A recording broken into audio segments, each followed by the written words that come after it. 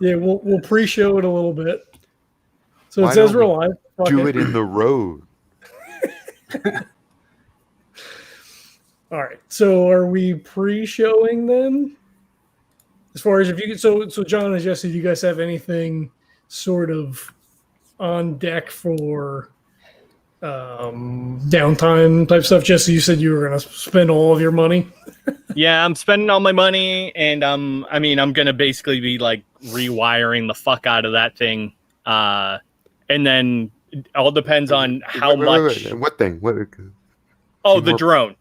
Just being like what Deck does. Like he's just gonna customize it to link up better and all that kind of stuff. But okay. So that's what. So basically because we talked about like the reason this thing is so fucking expensive is because it's giving me a +1 to like being able to see shit, being aware. So basically, I just want to like buy the drone, but then that +1 is going to come from him like linking it into his system and all that Beautiful. Kind of stuff. Customizing. And then whatever. Also, I don't know what you want to do in regards to what we did earlier, if you want to roll that in or what. That's all. I can do whatever you want to do. So I feel like that'd be interesting to get in some of that. Okay, so but this isn't a skill though, right? This is a purchase of gear. Right? Yes. Yeah. So yeah, it's a gear bonus, not a skill bonus. Right. So okay. so it's like the gun. It's like gear that gives him a skill bonus. Yeah, so as long as it's not a skill, there's no time requirement. But you are, of course, welcome to spend some downtime. Yeah, that's all. Yeah, it's all flavor. Yeah. Okay. And so what you're doing, I guess, is like creating physical macros for different sorts of behavior and also testing its capabilities, how fast it turns, how it handles wind. Yeah, exactly. Yeah, it'll just be him playing with it and, like I said, like just like boosting the signal and all that kind of stuff. Just to, yeah. In a way, I'm not going to do it, but in a way, it's like, how like vehicles that are quirky, you have a neg one. Until you become used to it, and then the neg one goes away. Kind of like that. Each type of vehicle is different, and so you want to get accustomed to handling it, and you want to build your own little shorthand routines for quickly telling it to do various types of things. Yeah. Okay. It's all going to be it's his slow descent into becoming an automaton. That's going to be his first step. So. Oh, I see. In season 16, he's just like in a lab connected to hundreds of devices that roam, and he Yep. Just in future seasons, it's not even Deck you're dealing with. You're it's not even a human body anymore. Yeah, exactly. Yep. Robodeck. Yeah, all unnecessary systems like stomach, those are gone. He's like a tech priest now, going to be in Rogue Trader. Right. Okay, so while that's as we move through this basically month of downtime, I'm going to have y'all do rolls on the downtime table to see whether any random events come along. So maybe we could just everybody say in Jesse's already done it for Deck, but just like in 1 or 2 quick sentences, high level overview. We'll come back and do the detail later. What it is you're doing for the next month with your downtime. Go ahead, John. I would like to go last. All right. I'm just. I'll get there. Okay. No worries. So as we talked off air, Nash is, I believe, gonna go and talk to a counselor during downtime. Something that we've never seen him do before, I don't think. Or maybe in the very first couple episodes he might have. Anyway, you said 1 or 2 sentences. The other thing would be actually it turned out to be Susie's teacher, Dr. Marquez. Yeah. Yep. So you have a bad taste in your mouth regarding the therapeutic profession. Mm-hmm. Yeah, I feel like he probably sees a guy this time around. Like, that's not necessarily fair, but because of the association and everything that happened, I think he probably goes the other way. Yeah. That, and then just the acting thing, working with the Scylla's drama coach. Okay. So Kenneth Maddox is a very tall, very thin, very white, very blonde, very flamingly gay dancer, actor, and musician. He's a triple threat, actually. And you really need to see more of him on camera. And by the way, here's his card, and here's his agent's card, and here's his favorite photographer's card, and here's his cosmetologist's card. And oh, this is an astrologer. You should really talk to her about reading your planets. It's going to help you. It's going to help you, darling. Just do it. Nice. So you're doing some therapy to just kind of. What's the goal of the therapy? Oh, so are we in now? Should we like backtrack and intro the show and do a recap before we jump? Because we just sort of blended right into show. I thought we were doing top down, like this is what we're doing, and then we were gonna. I don't know, man. I get to say I'm just the guest star. John, do you have a downtime thing? I want to say yes, so bad. I think what Reggie's sort of up to is the idea of the multiple timeline thing and all that, like being able to see that there's a Reggie out there that actually took that crab people job. So he's sort of like, maybe through his art, I don't know, he's trying to sort of connect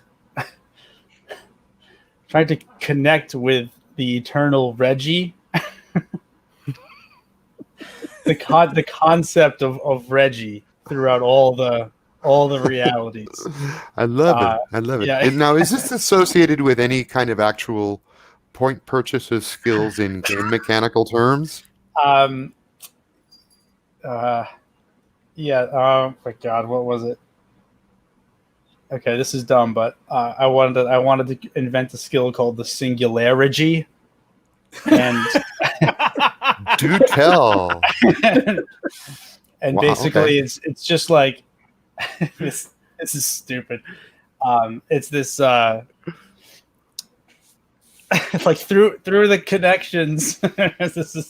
I want to back off this so bad. It's too late. Don't too late. Keep going. I know exactly where you're going. Yeah. Great, Jesus. All right. Well, explain it to me then. No, I'm just kidding. Are you trying? Go ahead. Go ahead. No. It's basically like he wants to. Reggie's looking to find a way to connect, just create some sort of cosmic through line through all the realities and all the timelines, so that all of the, like, he's not trying to see the future. He's trying to do the whole, I just witnessed 1,000 realities in 1 second, like, in how many did we win? Like that kind of thing from the movie. So he wants to connect with the other Reggies in the other timelines. Yeah, he wants to create the singularity, and then and just exist, just in that space, and just have all that input and all that knowledge. So like you want to be the one without actually having to absorb other Reggies. Yeah. Well, yeah, he doesn't want to do that. He wants every Reggie to be a Reggie unto themselves. He would enjoy having all the knowledge that is associated with being the Reggie. You want to be the Reggie at the middle of all Reggies. Well, no. He just wants to become part of the collective Reggie. So like, there's like, so there really would be no one Reggie, because that would just be like against what Reggie's all about. No. Like, but just you're like Reggie's an anarchist, damn it. Yeah, Reggie. But no, like, so all, like, no other Reggie Fuck would your have contact hierarchies, with man. another one, but you would be the contact point between all Reggies. I feel like that's the reason why this movie's even happening, is because this is the Reggie that unites the Reggies, right? And then I think the bottom line here, it would be like, why did that Reggie decide to take the crab people job? What did he learn from that experience? And that's all. and that's all he wants is just that understanding of that version of himself. He doesn't want to like impede on any of it, and just that's that's. I love dumb. the fact that you phrase it as an invention, because mechanically that makes it much easier. Right, yeah, right. Like, how do I use the singularity? Like in my mind, it'd be like, oh, I'm gonna draw. Oh, yeah, it's one of those stupid skills that are like you can apply to everything. Like, oh yeah, I was able to pull this from this other Reggie. Exactly, and now it helps me in this moment, type of thing. You know what? It kind of reminds me of they did for D&D they did an Unearthed Arcana Revenant class where you've lived past lives, so you can actually pull, so you can pull skills like temporarily from other lives and similar. So like you could tap into another Reggie to gain his knowledge temporarily. Yeah, like I imagine there being a tie-in mechanically with the whole. It's not flashback. What's the thing where you go back and you do a scene from the past? Yeah, not the life development scene. Yeah, character development scene. Like it would just be like character development scenes of Reggie like sitting in a room watching another Reggie. Yeah, like, it would be a character development scene, but it would be of Reggie like 1735. Yeah, okay, right. This is intense. I like this, and I want to pursue this, but I don't think I can treat it as an invention, because what we're talking about is like way more difficult than that. Oh, I said invention like yeah, I'm just gonna make up a stupid word, and that's what that is. I mean, it feels like what you're doing is trying to invent a new skill, which like maybe it's a subclass of meditation or something. Yeah, there you go. Yeah, like but also sort of like tied in with his, lucid dreaming. Like everything is a dream world, So like that, it could even just be like some manifestation of lucid dreaming somehow. I don't know. In the real world, like that's what it does. It actually connects you with your other selves, which is very dangerous. Right. The blowback on a failure of that kind of role would be right, and that's the trade-off I'm willing to make. It's like, or what Reggie is trying to do. He's trying to basically just unravel the fabric of everything. So much cooler than a stupid drone. But it's not. I don't know. And it's not the first time we've watched Reggie like deeply and seriously meditate, trying to achieve something that's impossible. Probably shouldn't be possible at all. Yeah. But for Reggie, these things sometimes work. Okay, so we know what you all are doing like for the next month, and I think that I got to take a look now. Go back to my spreadsheet. We made this amazing spreadsheet that shows all the episodes and timelines and shit. And okay, so we're in late January, where you end up on the wrong Earth and you slip back.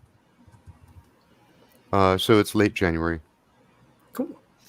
And and time to do some downtime. Are you ever going to intro the show, or? Well, that's what I was just going to say. Let me intro and then have you do the recap. And then here we go. It's been the show the whole time. Everything's the show. Everything's the show. It's all the show, baby.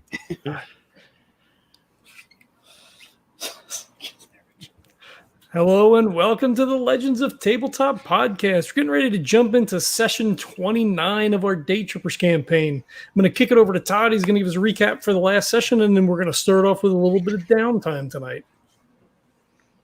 Oh, hey, here we are. Surprising to see you guys here. Why, let's play a game. What do you think? Let's just make one up. Hell. So, I don't know whether to jump into the pregame conversation or not now. Okay, I guess I should do a recap. We were on the wrong Earth, turns out. It was the wrong fucking Earth, but you guys figured that out, and it was all a joke. Charlie, the cat person from the Chinksy planet Unaris B, he has a weird sense of humor, and after stowing aboard your vessel, he decided to mess with Reggie just at the moment that he was doing the slip calculations, and it created an error that was like completely unlikely to happen, but it happened. You ended up on the wrong Earth without knowing it, and you all started to figure it out by the time you finally pieced it together. Charlie was just rolling in hysterics because he thought this was the funniest joke of all time. Reggie successfully calculated the jump back to the Unaris B where you dumped the Catman off and promised you'll see him again some other time, and then calculated the even more difficult jump back to the correct timeline of Earth where you arrive safely. It turns out that the mission is a huge success because Scilla got a lot of interesting footage. The band got a lot of great promotional material. Nash, of course, made his first live appearance in an official Follow My Ass event, and Scylla's friend Corey Jane got a porno movie out of it. Sex with the Cat People of Unaris B. So everybody's really happy. All the producers are smiling. People are making cha-ching noises when you're walking out of Scylla's bedroom and down to the kitchen. All the servants are like applauding, and even the robots are applauding. It's time to do some downtime. Scilla says that she's going to go have some vacation time with family. It's just going to be for the weekend, but if you want, you can stay here. You have the run of the house. My family is very protective. There's lots of legal and security issues. I'm sure you understand. So it's the only place I don't take my drones with me. I'm going to be out of contact for the next 3 days. Oh, yeah, sure. Yeah, I'll be fine. I just, I gotta get settled back in. The transition's been, it's been weird. And then that whole thing with the bones was, it was odd. So yeah, that's fine. Like, we'll just, I'll see you in a couple days. Listen, hon, you did just fine. All I want you to do is punch it up a little bit. Punch it up, I mean, you have the right words. Now it's all about presence, right? That's what Kenneth is going to work with. Okay, remember Kenneth. Okay, every day practice with Kenneth. The skinny guy, yeah. All right, love you. Bye bye. Yeah, love you. Yep, talk to you later.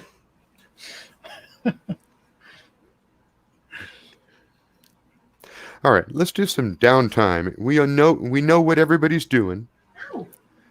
So we're going to go ahead and roll. I'm going to go top and left, right. So Jack Nash, you're not actively trying to lay low, are you? I mean, you've got a little bit of fame. I mean, not specifically so.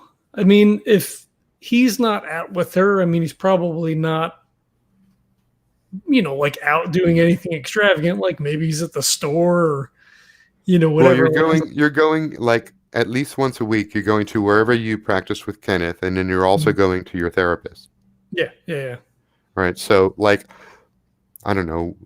Do you put on dark shades and a hat? Or I don't know that he would really think about it, right? Like, because it's sort of kind of faded to the background a little bit. I mean, there's so many sex tapes at this point. Like, it just kind of, I think he's just sort of kind of become numb to it a little bit. So I think he probably just goes out without any thought about it. It's not unusual to have seen your dick on the internet. Especially if he's not with her, right? Like, because he would still think it like, it's just, I'm going to do a thing and not like I'm a celebrity going to do a thing, right? Okay. Go ahead and roll 3d6. Total them all together. Tell me what you get. I will do so. I like forcing you to be responsible for your own downtime. Holy shit, that's a 16. 16 is a real good thing. And the kind of real good thing it is, oh my. Let me look this up.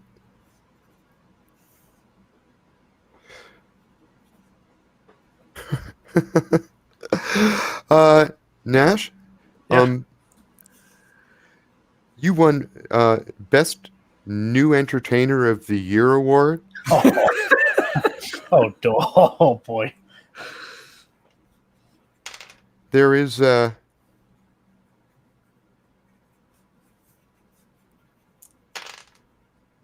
there's a prize of 12 megas. Damn. Are you going to go to the award show? Or are you going to send somebody to receive it in your place? I guess he goes and like he would call the other guys and be like, dude, you're not gonna fucking believe, we're on a fucking like a 3-way chat. Like, you're not gonna believe this. This is like the Adult Internet Academy.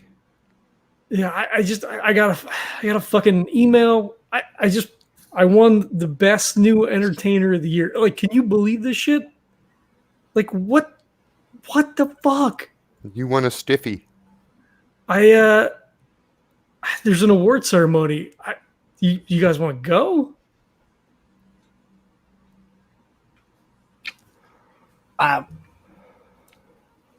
To the awards ceremony? Yeah, I mean, You know what? All the world's most famous adult entertainers will be there. Gotta say, mate, that's not my scene. You know Corey Jane will be there. Oh, that's even less my scene.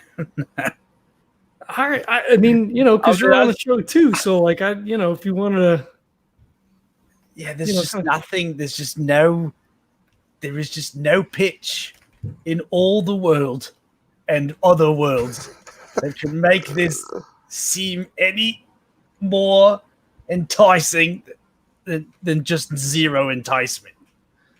all right, I get But it. listen. All that being said, if you felt like it would help you with me being there, of course I would be there for you. No, I mean, I don't know, put you in a bad spot. I mean, it's not for a couple of weeks, so we'll be back by then. I mean, I'll be fine. It's just, I'm not gonna just say, yeah, sure.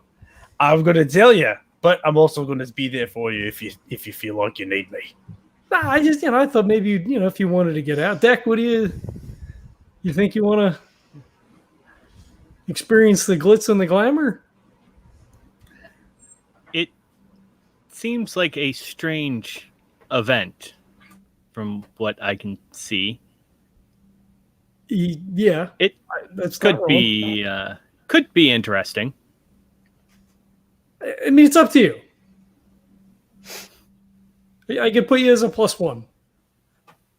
I do not feel like saying yes. But All right.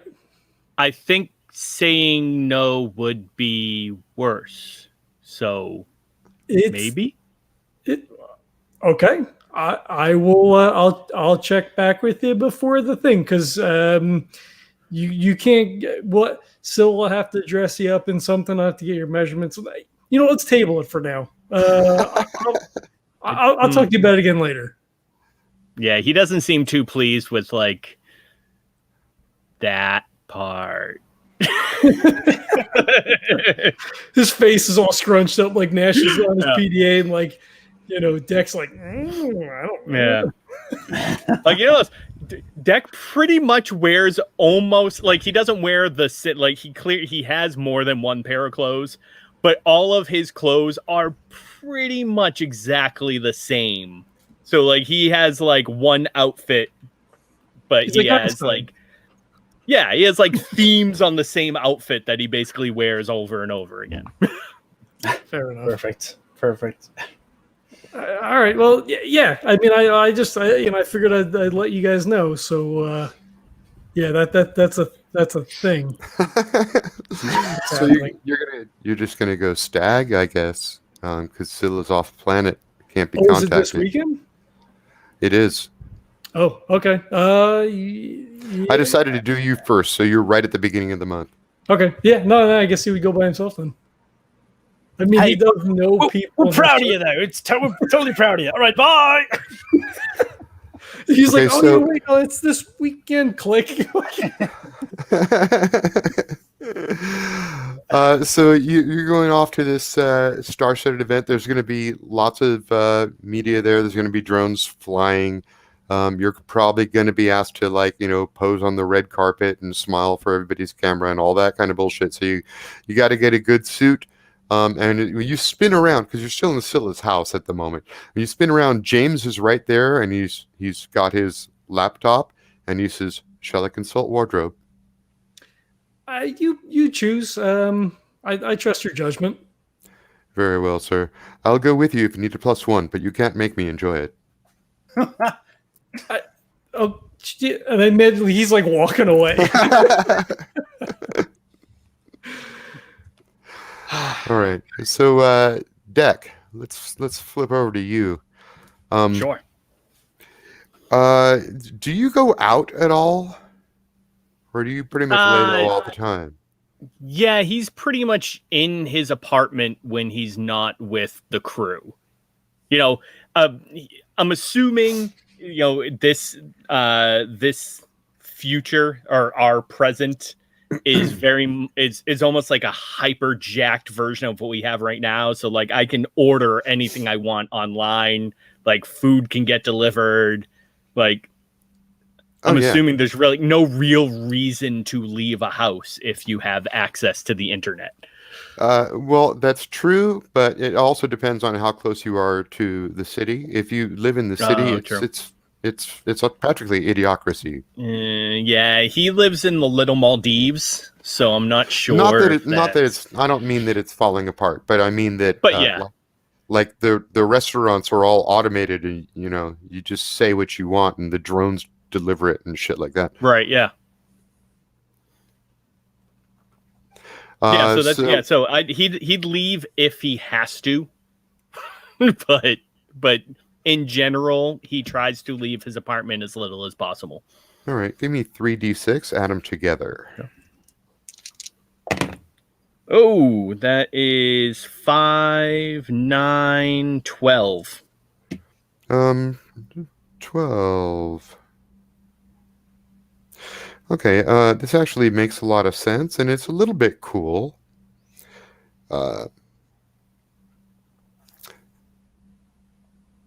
Due to your brief appearances in the Silosaudacians Follow My Ass show, you have a small fan club. You've become the talk. You become the talk of the internet for you become a 9-day wonder. What do you think it is that you did that caused everyone to talk about it? Talk about you. Man, I don't know. I mean, could it be possibly like, so not that I condone the show, but Big Bang Theory, how like Sheldon's super popular because of how quirky he is. Like, what if it's just like how he because he represents a small portion of the population, and they're like, oh man, like one of us made it on like Follow My Ass. Like, oh, she only usually has really cool people on her show. So it's like you're like and I guess you're viewed as cute, right? Yeah. You're a good-looking poster boy for the neuroatypical. Yes. I like that. And you have a little fan club, and I'm not sure what they're called yet. I'm going to have to get back to you on that. But I will tell you this: at this moment, you're contacted by one of Scylla's people, one of her PR people, who says that they noticed that there are sub-threads developing on your appearance based on the Follow My Ass show. And while it's not at the point where the network would offer you a contract yet, if you want to increase your fame, they would advise you do a public appearance or a netcast before the attention wears off. Ugh. Just a word to the wise. And by the way, when you're looking for representation, here's my number. Yeah, so I'm like, after he gets that, because he also doesn't talk to people on the phone. I'm assuming this is all through like email and chat. This is all text messages. Exactly. Yeah. So as soon as that pops up and he reads that, he immediately opens up and generates a steer word to search for his name. So he immediately opens up, creates a macro, and it's like blah, blah, blah, Decklan, Deck, Laela to open up and see what everybody is saying about him. Nice little vignette. Declan Googles himself. Exactly. Explodes. Yep. Declan starts to So Deck in effect Googles himself and sees what pops up. Right. What I can tell you at this moment, I'll develop a little more detail later. But at this moment, you have a fan club of mostly girls, it seems, but there's a healthy blend of all types of genders. What they all have in common is that most of them seem to be on the spectrum or love someone who's on the spectrum, and they see you as one of them. All right. He immediately none of that registers with him at all. You also notice that there are already like half a dozen sub channels devoted to you specifically. Great. Yeah. So I'll sub to anything I can. And like it's almost like signing up for a news alert. Like he's just basically gonna generate a program that will key him and like register in a file everything that he that mentions him so that he can hyperlink back to it. Right. Okay. Let me pause you right there and jump over to both the other guys. Okay. Are either of you paying any attention to the Decklan fan phenom that's going on? I don't know that Nash would notice. I mean, if Scilla pointed it out, he might be like, "Oh, that's weird." I guess that's good for the show. She left. Yeah, she didn't say anything before she left, and this is all happening after she left. So, yeah, I don't think he would. I don't think he would know unless someone pointed it out. I don't think he would know. Yeah, like right now is Nash almost like second in command, like in terms of. Like, would they bring this up empire? No. I mean, I just like she might mention it, be like, "Oh, that weird guy that comes with you, like, he's getting popular, sort of thing." But I don't think anybody would specifically like reach out to Nash to like tell him stuff necessarily. I'm just the boyfriend who's on the show. Like she has an empire that she runs, and she's got people. Yeah, she's got consultants and executives and trainers and coaches and all of those people are like they're either independent, like her trainers and consultants, or they work for the company. And by the way, she's not the owner of the Hamloaf Empire. That's her father, but she does have her own empire, which is like cosmetics and fashion and gossip and media. She's primarily bootstrapped herself. I mean, yes, her father's famous and yes, she's rich. But she's not rich because of anything her father did. She sort of created her own media image and did that all her own. She's a self-made woman, even She's though she started rich. She's Paris Hilton. She had the funding, but in effect, her personality and popularity is her own. Yeah, I actually base her quite a bit on Paris Hilton. I don't remember where I was going with all of that. So, well, I assume Reggie probably doesn't know either, it's all about the staff of her media empire. They're executives and gophers and production assistants and stuff like that.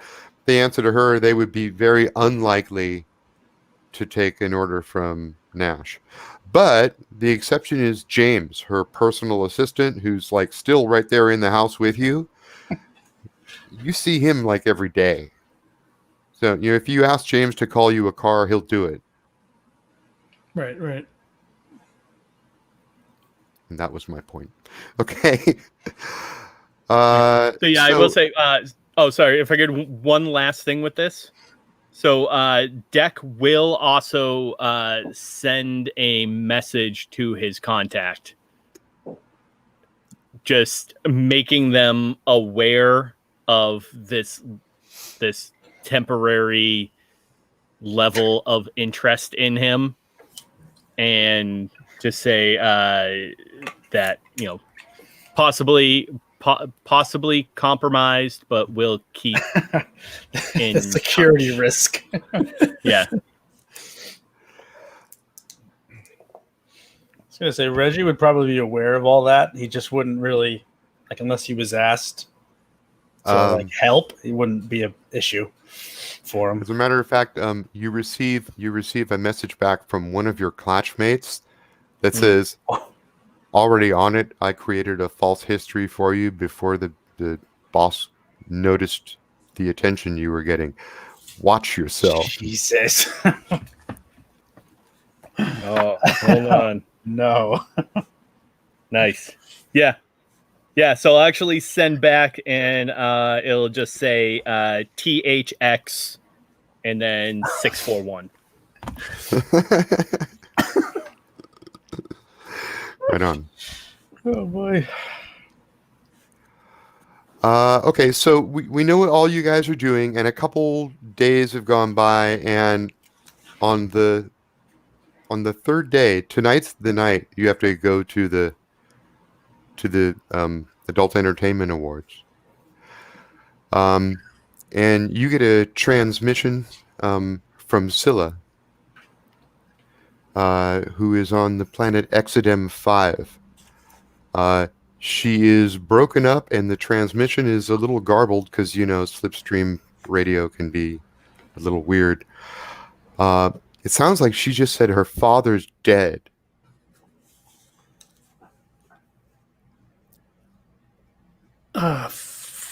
Fuck.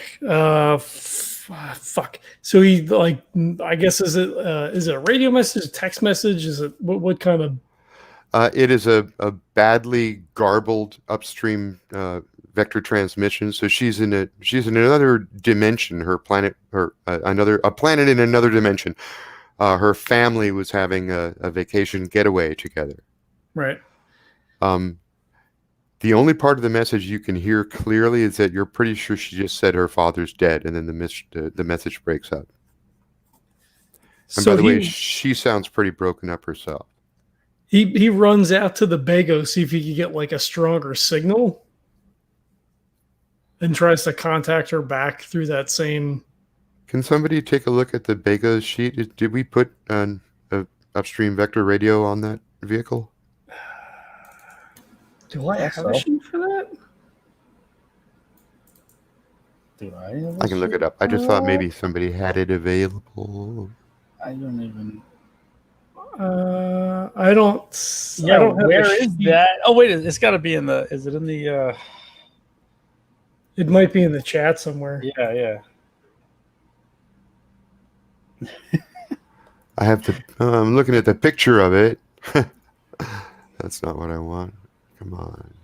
Yeah, I don't see a doc for it. At least not one that I downloaded. Okay, I got it. Aerodynamics, atmospheric engine, landing gear, spotlights, viewports, cabins, galley, mounted machine gun, ship's computer. No upstream radio. Okay. Probably could have made some cuts on the Decklan gun, maybe. I just thought maybe that would be a nice touch. Yeah, the He runs out and then he's like starts flipping all the switches and shit and like fuck and he like starts pounding on the dashboard when he realizes there's no up vector on it. Damn it. Okay, and by the time you get back into the house, James is already coming to tell you what you already know, and he holds up his PDA to show you that the news is already all over the networks. A Hamluft magnet Mencio Sardassian dies in skydiving accident on Exodem 5. The family is already in place and are gathering for memorial services this week. They respect your polite distance. So, of course, reporters are trying their damnedest to get to Exodem 5 right now.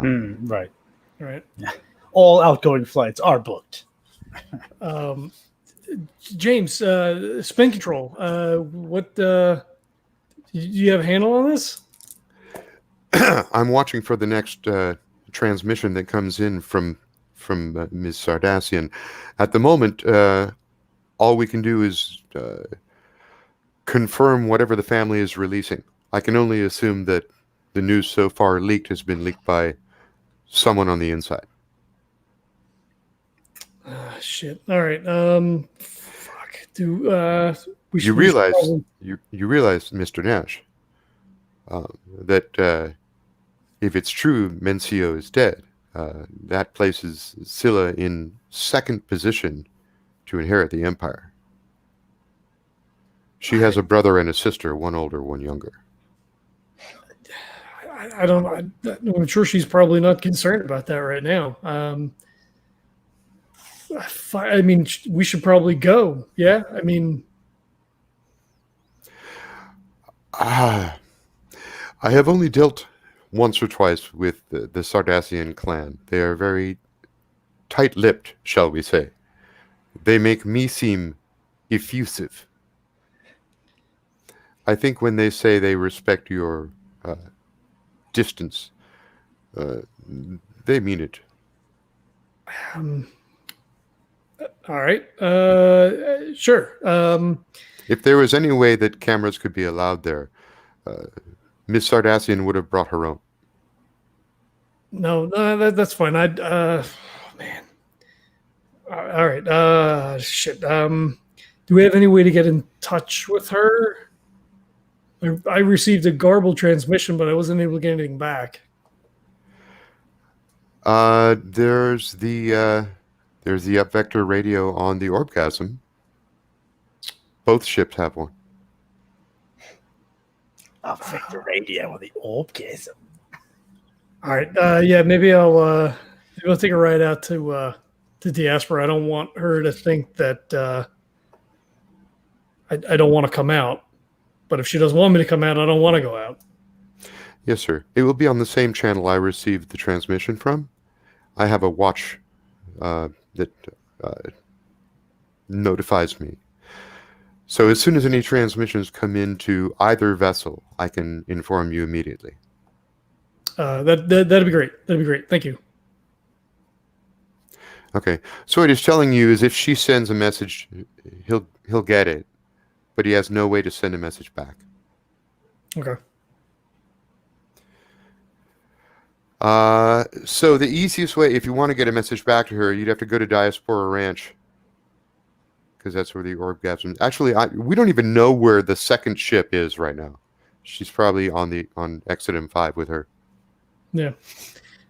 Yeah. So I guess he would leave and then, call.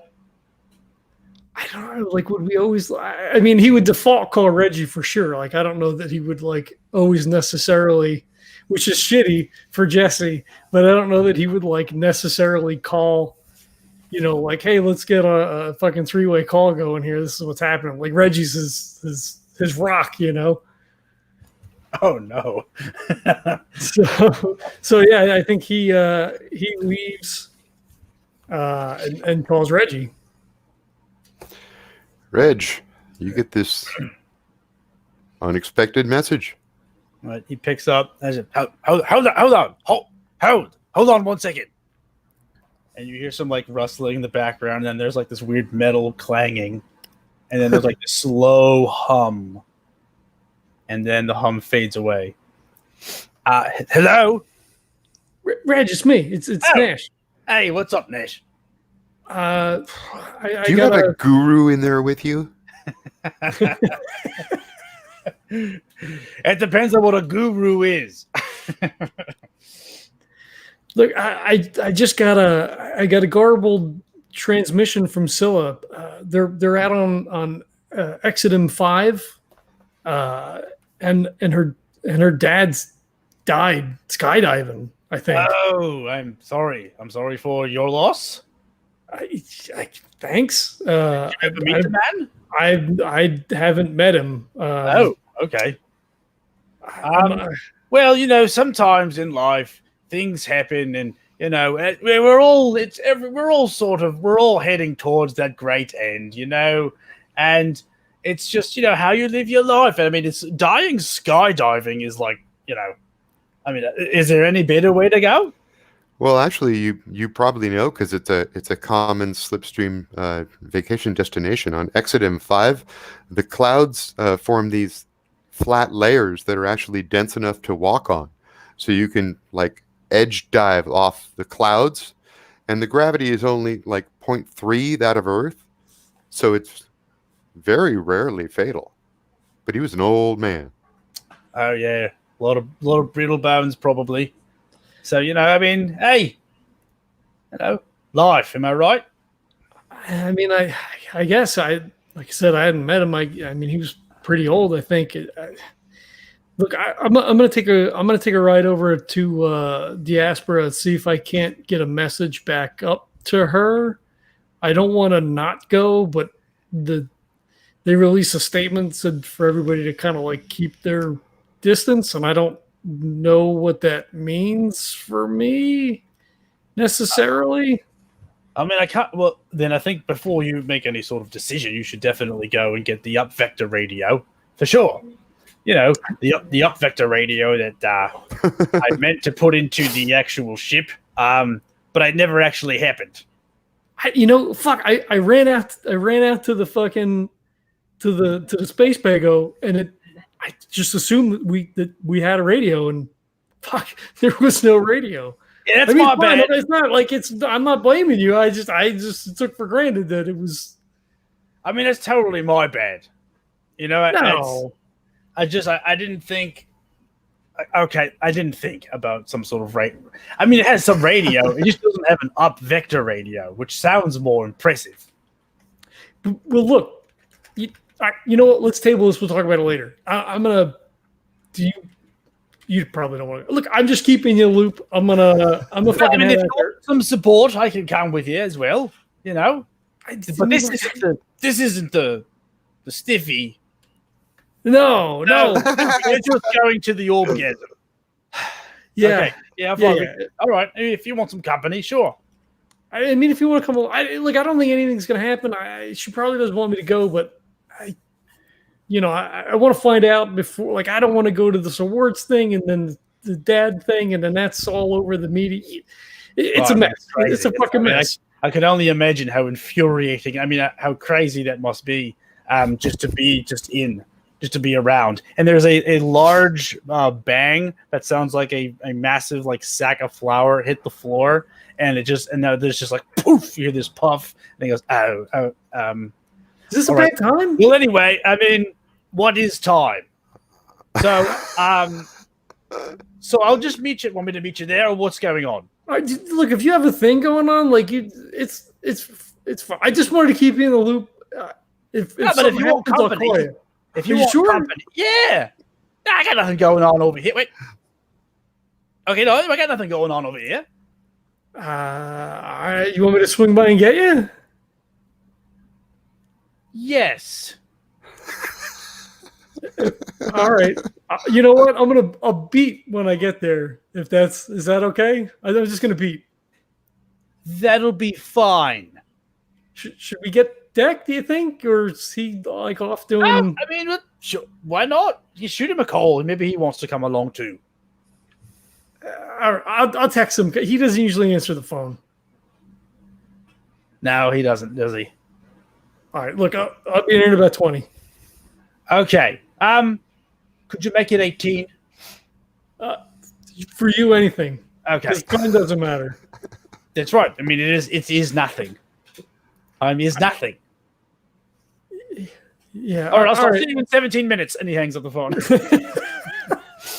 He just stares at the phone for a minute, and then he texts over to Deck, and he was like, "Hey, we're headed over to Diaspora. Something's up with Scilla.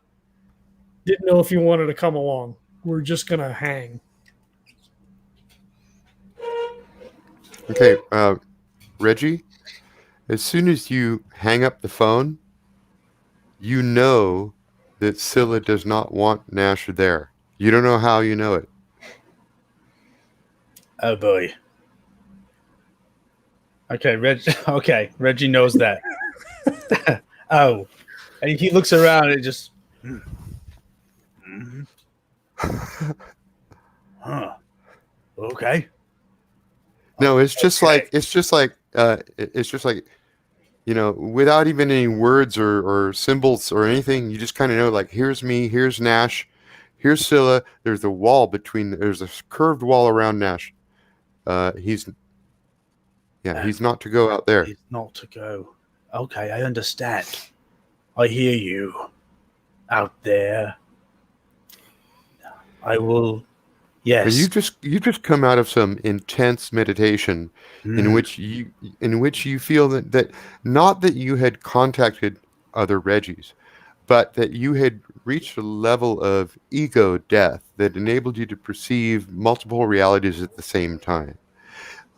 You can't tell yet whether there's any true connection being formed, but you were deep in that zone when the phone rang, and just barely conscious as you spoke to Nash. As soon as you hung up the phone, like, your mind flipped into conscious awareness, and the first thing you know is Nash doesn't need to go. I wonder what happens in each of the realities. One where Nash goes, and one where Nash doesn't go. I wonder what would happen. Exactly. Okay. All right. I am going to follow my instincts. And he looks around. He goes, "Oh, there's no one." Okay, you know what? And he looks at his watch, and he doesn't have a watch because there's no time. And, and he just kind of sits down and waits until he hears a beep. And that's exactly 18 minutes later. 18. Well, does Deck respond? Oh yeah. So you'll get a text message almost immediately, and it'll say K. Next line. Meet at, and then it's a string of numbers that's clearly coordinates. So meet at bump or vlump. Geolocation? Yeah. So it's a location. One is Diaspora Ranch, and the other is a triangulation between you, Reggie's house, and him. It's like another level entirely. Another level of it's just amazing. But like Nash doesn't know what the string of numbers is, probably. So he's like, well, I mean, if you click on it on your phone, you know what? Actually, yeah, I think that just like today, if you go to a website and there's a phone number, and it's clickable. If you click on it, it opens a Skype. Exactly. Yeah. Right. Okay. Yeah, you'll see it's blue hyperlinked, so you can click on it and it'll open up in your Maps program. Right, and I'm not actually driving because I'm in the Applegate, so so he opens it up and he says, text you back, and he's like, we'll pick you up at your place. The second one? Actually, since it's a map, you can even send it to the car computer. It'll show up on the dashboard. Okay. Yeah, so he all you got to do is swipe the icon. Yep. And then he texts back, says, grabbing Reggie, and then I'll get you. And you see the bloop, bloop, bloop, bloop, bloop, bloop of the bubbles. And then he'll say K. And you'll notice in the routes, it'll say the Applegate navigation will actually say adding destination. And then you'll see like Reggie's house, and then a second destination has now been added. Oh my God. He kind of like cocks his head, but he's like, like I swiped it over, so that's probably what it is. That's probably it. Okay, so we pick up Reggie first. Any shenanigans there, or you're just beeping for him? Yep. Reggie's on the other side of the car in the middle of the road. He's like, hello! And he gets in the car. Fuck, man, I thought you were going to wait inside. I told you he's going to... It's fine, just get in. It's exactly 18 minutes. Yeah, I was shooting for... I thought you said 17 when you were hanging... Look, the car drives. I don't know. We didn't hit any lights, so... I said 17? I thought so. Reggie looks around. Okay, it's probably fine. And he gets in the car, and he sits down. Uh-huh. This is the Lamborghini. We're inside the Lamborghini. What most people experience as a Mandela effect, Reggie experiences as a full-on reality split. Which one is it? Where am I? At all times, where am I? We're gonna swing by and grab Deck and then shoot over. Okay, I need to sort of like speak to you about something on the way over there, though. On the way to get him. What's up? I don't think you should go out anywhere anywhere near the thing with Scylla's dad. So like stops, right? So like they started to drive away, and he just like presses the brakes and stuff. So he's like, "What do you mean?" I just feel like you should just. We're gonna go get the up vector radio, and you're gonna talk to Scilla, and then you're gonna want to go out there, right? I mean, I want to go if she needs me, then yeah, I feel like I should go. Okay, I just want to tell you, I don't think you should go. Oh, all right. I mean, like not go to diaspora or anything? No. You can go to diaspora. I just don't think you should go out to what is it? Exodem 5. Exodem 5. I don't think you should go there. I've got a bad feeling about it for you, and I'm just throwing it out there, you know. All right. I mean, I know you've got like, and he's like moving his hand around his head, like stuff that happens. I've seen. I mean, not here so much, but like when we go, like I'm gonna trust your instinct, but I still feel like I should shoot her a message. Oh no, definitely do that. But I'm just happy I'm here to be with you while you do it, because I know you're just gonna want to go out there, and you shouldn't do that. All right. Well, I mean, I appreciate you being here with me and everything. You know, the thing that the SoundCloud audience doesn't get, that the YouTube audience gets, is a look on John's face when Reggie is expressing himself. It's all part of it. It's all part of it. I love it. I didn't even want to interrupt because I was going to say, are you looking at him exactly like that? Or Yeah. Nothing. I can't do it. I have to do it. I have to do it all. You know. Okay. I love this. But yeah, I think this is good, and I'll be with you the whole time, except if you're going out to there, which you're not going to do, because I'm not going with you, because I'm going to keep you from going. All of it makes sense. Don't even think about it. Let's just go get Dick. Yeah. All right. Yeah. Come on. All right. And we go get Dick. Sleep in the car. He like looks over to say something to you, and you're like, yeah. Fucking Applegini. Fucking mumbling about the Appleginos. All right. So, Deck, they arrive at the pickup point. All right. Yeah. So it's you have to drive through basically like slums. It's like tall stacked buildings, run down. You're driving a super fancy car. You're probably getting like super weird looks. And Deck, you see like as you start to pull up to the destination, you see Deck come out the door, like almost exact meeting you as you pull up. yeah. And I think we've been to your place once before, so like he's not. No, you never. Nope. No? Okay. Maybe we talked about it. Okay. Yeah. So when you bought him the gun, he met you halfway between where you were, his house, and the gun place. So. Yeah, that's true. And did you say he lives in the Little Maldives? Yep. Okay. Yeah. So you go through a dense urban skyscraper kind of, and then you come out the other side of it to a neighborhood that looks like it's lost in time, like something from the previous century. Little colorful individual family houses on little square blocks, brightly colored and painted, like it's like a flashback to the previous century. It's a weird little neighborhood that he lives in. So he like taps Reggie. He's like, "Are you seeing this?" Seeing what? Reggie's been awake the whole time. Man, I could have sworn you were sleeping. Look at it. What is it? Yeah. This is from like 100 years ago. I know. What's that all about? I mean, it's beautiful. I mean, it's nice. You know, Yeah, yeah, that's nice. Where are we?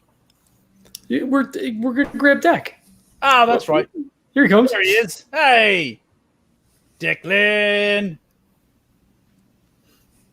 Hey, Deck, how's it going? When the door opens up, you hear loud sounds like some sort of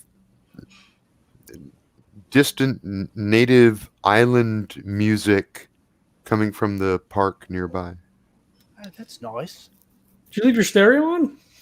Sounds like it's played with authentic, like handmade wooden instruments. Like you never fucking hear that. That's amazing. That is I have been told a barbecue. Oh, a barbecue. Or as they have also said, I have read it, a BBQ. Ah, yes. Yeah, the fun little way we say it sometimes. Yes, they have fun. Yep. Sometimes we call it a Barbie, We're having a lot of fun. Yeah, get in. What have you been up to? He'll have like this little backpack, not like a little bit, not like a little baby, like a kid's backpack, but just like a normal one. But like he takes it off, and when he gets in the car, he just kind of puts it in his lap. And he goes, "Oh, I purchased it," and he like unzips the bag and he pulls out like this little, almost baseball-sized, like chromed out orb. It's like the Phantasm Ball. Yeah. But it looks like it has like a couple of wires. It has like a couple of little wires sticking out and like antennas that he's like, he's not great at hardware and electronics, but he's done what he can with it. And so he's like, attached a couple of antennas to it to boost the signal and everything. And he goes, this thing kind of lets it go and it like hovers in the air a little bit just above his hand. Cool. I mean, Scilla probably could have. I mean, there's fucking drones all the time. Yes, I know that, but I think that this would suit me more. All right, not good I also for you. figured, I could have this when we are not on the Orbgasm or on missions with her. Yep, sure. I mean, sure. Very That's nice. It's kind of your thing. I prefer not having them around all the time, but sure, yeah. I mean, This will not record you, or at least it will not record you and then put it on the internet like you are used to. well, I appreciate that. That's great. Yeah, just like he's used to. I love it. No, this is solely for my personal use. Hold on. What in what way? That's interesting. Oh, I am the only one who can see its recording and But nothing the signal. weird. No. Okay, never mind. Why would I have any? I was in a different sort of place. I was still, where I was? I was still sort of on the whole, having your life recorded, sex tapes and everything. And then you said for your own personal use, and I went to a place I shouldn't have gone. That's on me. No, this is purely mission based and for my personal use. I will not be recording Mr. Nash having intercourse with this. Nor would I record myself having intercourse. Do you have intercourse? No.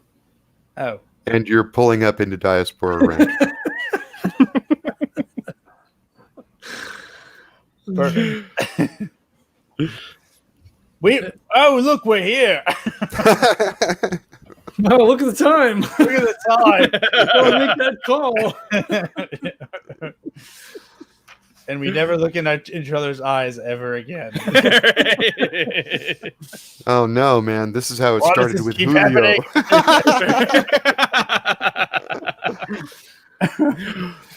All right, so into the Tracy Island compound and on board the Orbgasm 2, by the way, because, yeah, the first ship is with her. The sequel to All Good. Oh, yes. And you can...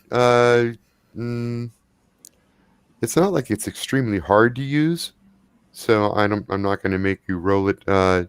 You do succeed in getting a connection with her. It's not a great one. She's had a little bit of time to calm down. When you ask if she wants you to be there, she says, "No, there's no way my family would allow that. We're getting ready for a memorial service, and that's going to be followed by a will reading. And I'm sure you can imagine my father's security was intense. So not only should you not come here, I think you would be literally turned away by security. I don't know what's in his will. None of us do. But I'll find out tomorrow. I'll be away for a couple days still. I need you to do something for me. I know that. What do you need? Well, I know that you've been working on your presence lessons. Kenneth tells me Kenneth doesn't tell her anything. She hasn't been talking to Kenneth.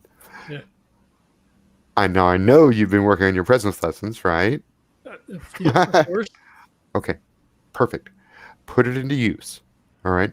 Get Kenneth to help you if you want. I just want you to do 5, 10, if you can do it, 30 minutes. I'll give you a little script of what to say. It's mostly just a repeat of the same information that my family is releasing, but I want you to add on a little bit at the end about how I won't be able to do this week's regular broadcast for the fans, you know. Oh, yeah. Oh, yeah, for sure. Yeah. What? Are you okay, babe? Like, are you all right? You know, my family and I have never exactly gotten along well, so to say, but it kind of cuts in all directions.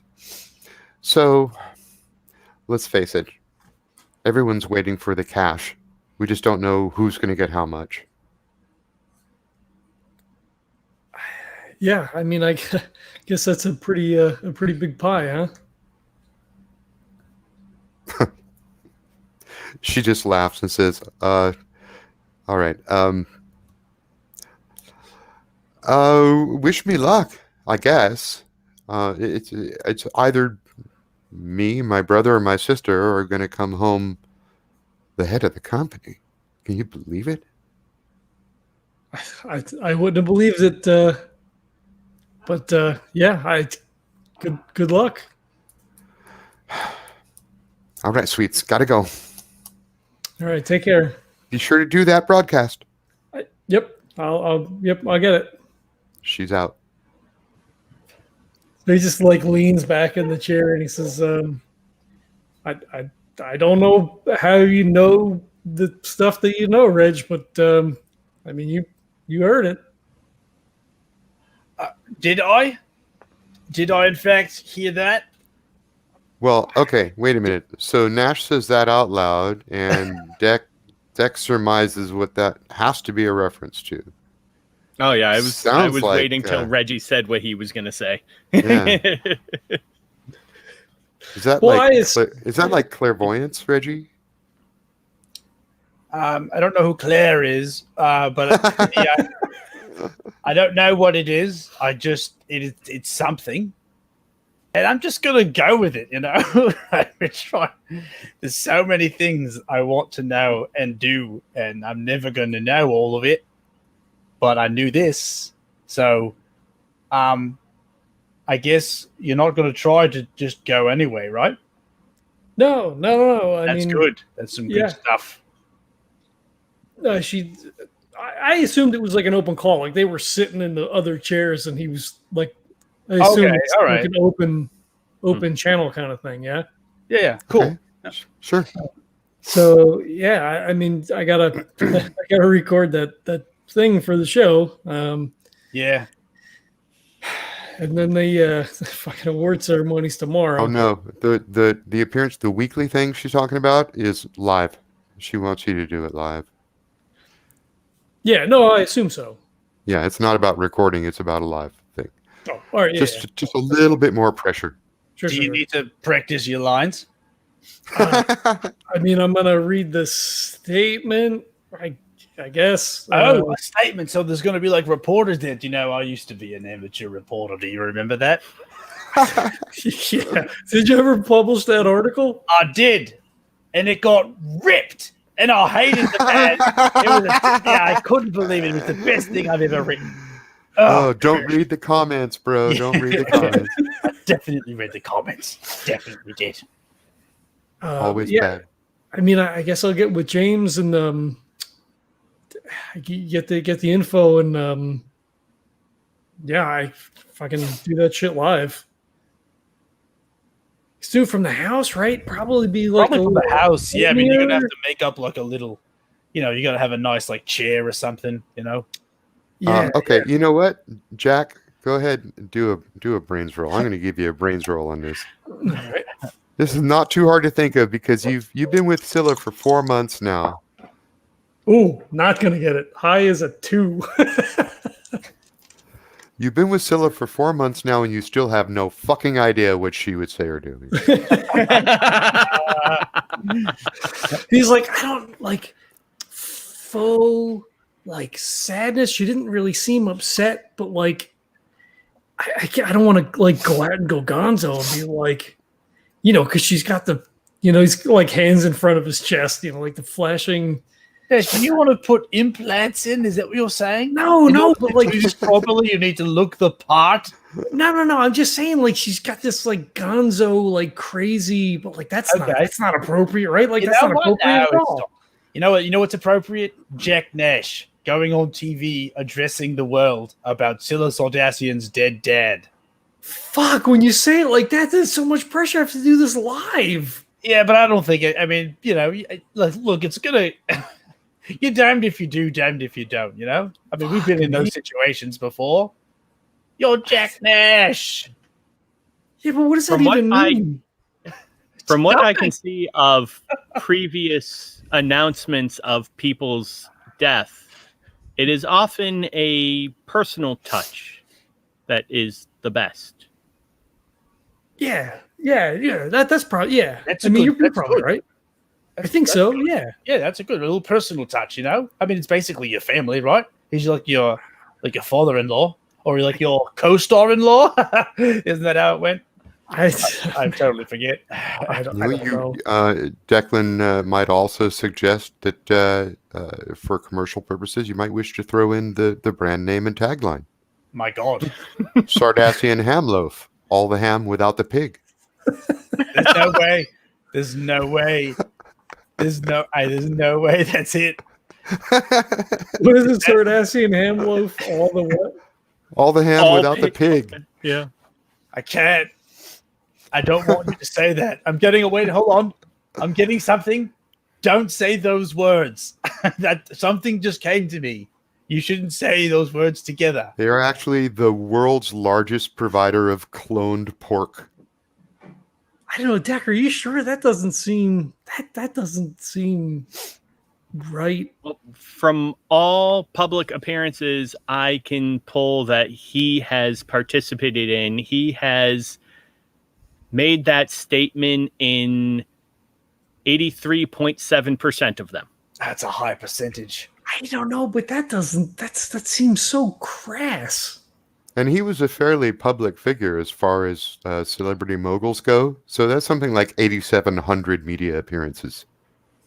I don't know. Maybe I got to run that past James. That seems. By the way, his net worth, $30 trillion.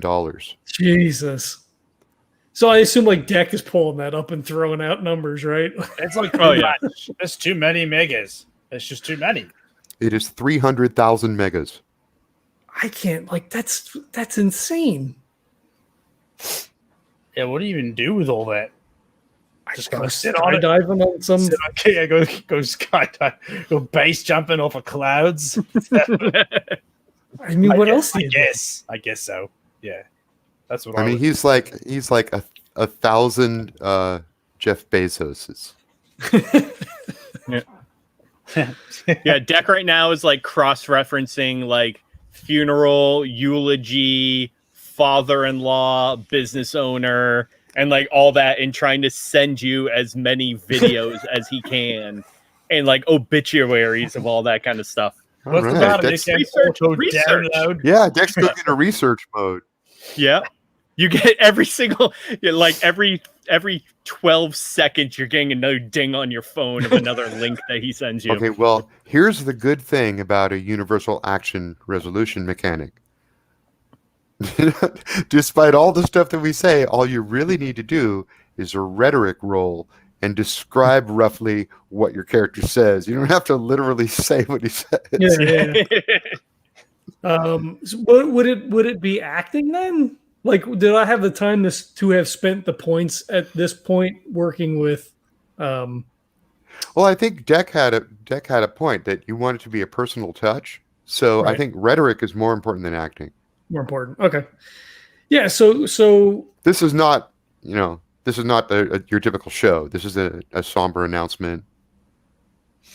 You want to Yep. show respect. Right. So I think that he would probably then drop these guys off unless you guys wanted to come with, right? Like he's like, look, I'm gonna grab a suit over at Scylla's house, nice black thing. I want to talk with James. Like, if you guys want to come, and then maybe we'll go grab something to eat after. Deck is flipping through an archive of videos. He's got like hundreds of videos of Mencio Sardassian.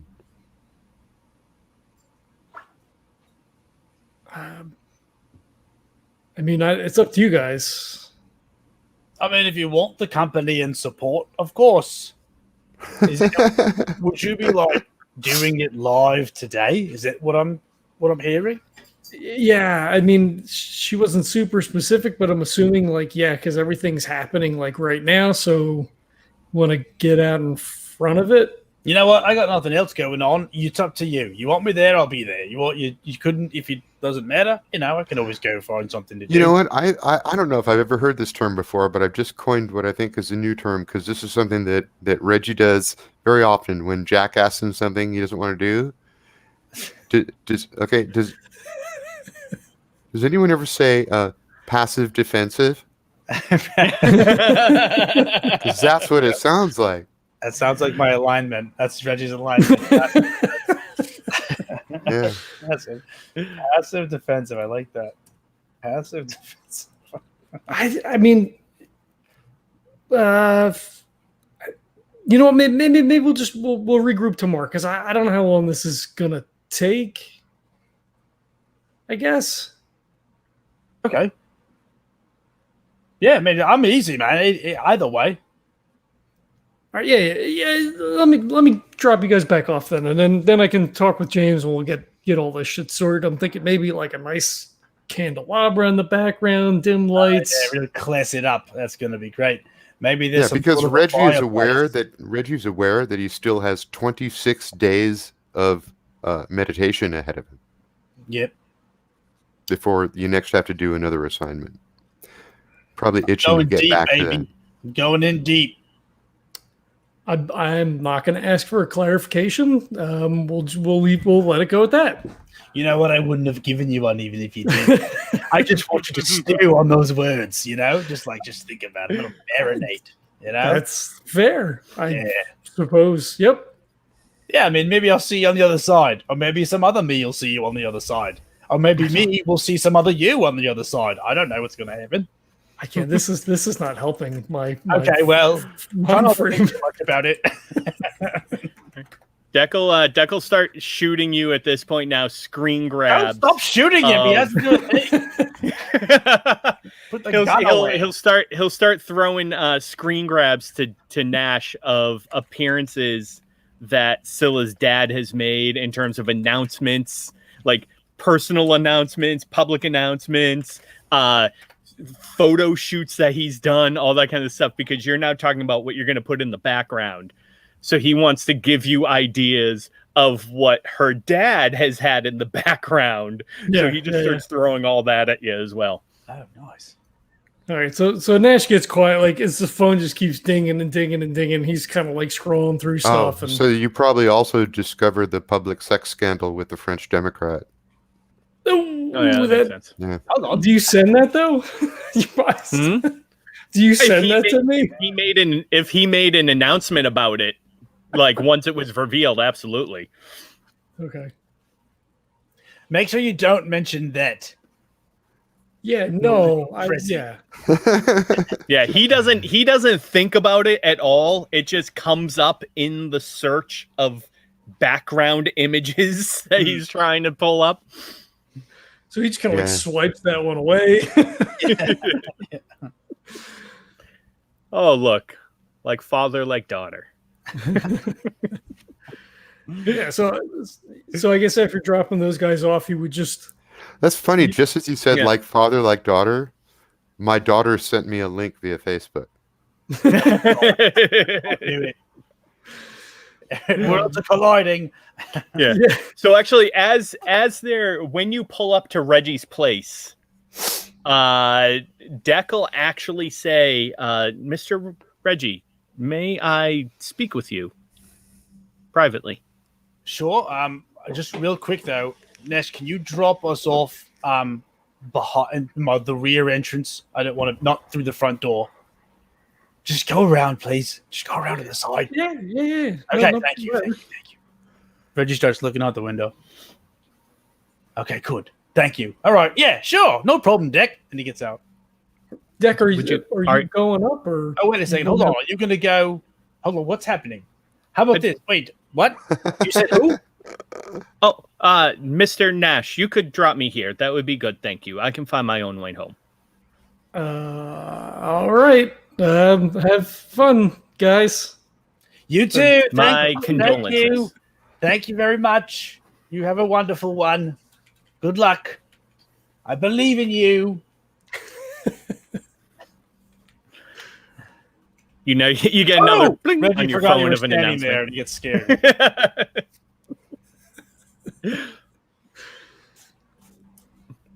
Mr. Reggie, if you are in trouble, I can send my drone around to check the surrounding area. Oh, no, I just liked the back entrance better. Oh. Nash, you going back to Scylla's house or? Yep. Okay. All right, Deck and Reggie. I imagine. I mean, Deck sort of called this scene, so I want to see what he's. So what's on your mind? Where are we standing? Are we like just in the back Out in the parking rain. lot? We're getting rained on. In the rain. Reggie doesn't seem to notice. It is still winter. It's January, I believe. Yeah. Snowing. It's snowing. Got like a parka on. Yeah. I am interested in the similarities and perceived differences between our understanding of the world, if that makes sense. You and I, you mean? Yes. Like our differences? Yes. You seem to have a connection to the world around you. As do I, but yours seems to be on a different level. Yeah, you know what? I think I know what you're talking about. You're more... Yeah, no, I know what you're talking about. I'm not even going to try to use words to describe.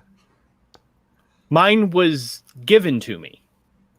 I have augmented and designed and improved it myself, but it was given to me. You don't think any of it came from you anyway? I mean, it was just like an enhancement of your own personal ability? As I said, I have developed it since then, but it is not natural. Yours, though, seems to be a connection that you have created.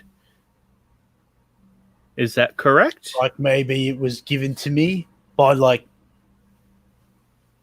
something otherworldly. I can tell by, you know what, that wasn't what you meant, was it? Okay, never mind. Are you assuming a higher power, perhaps like an omnipotent being? No, I don't think any of that makes any sense.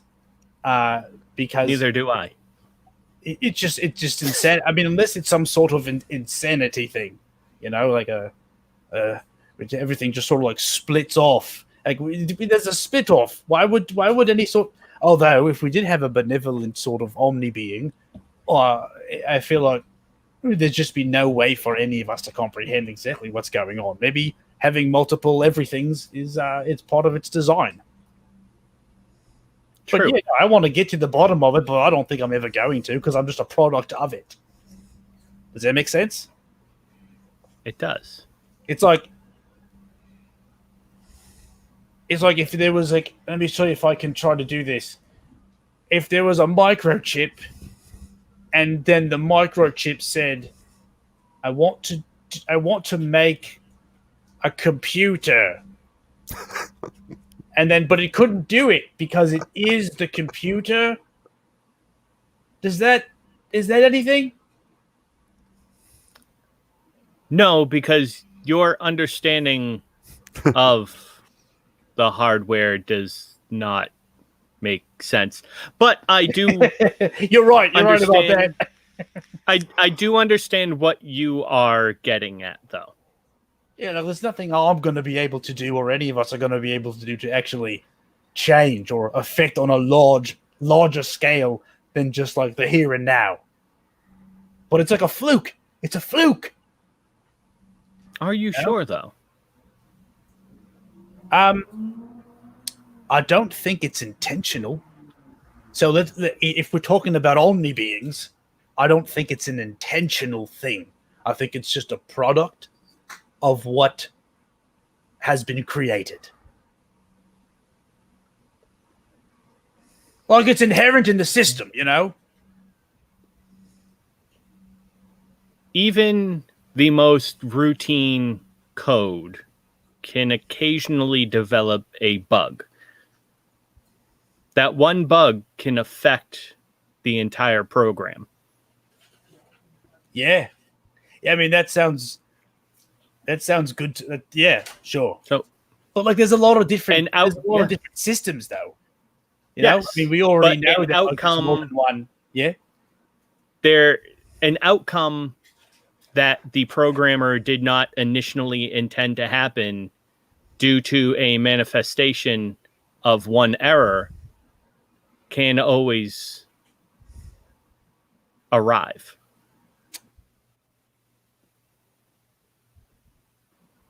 I think it's possible to get rid of it, right?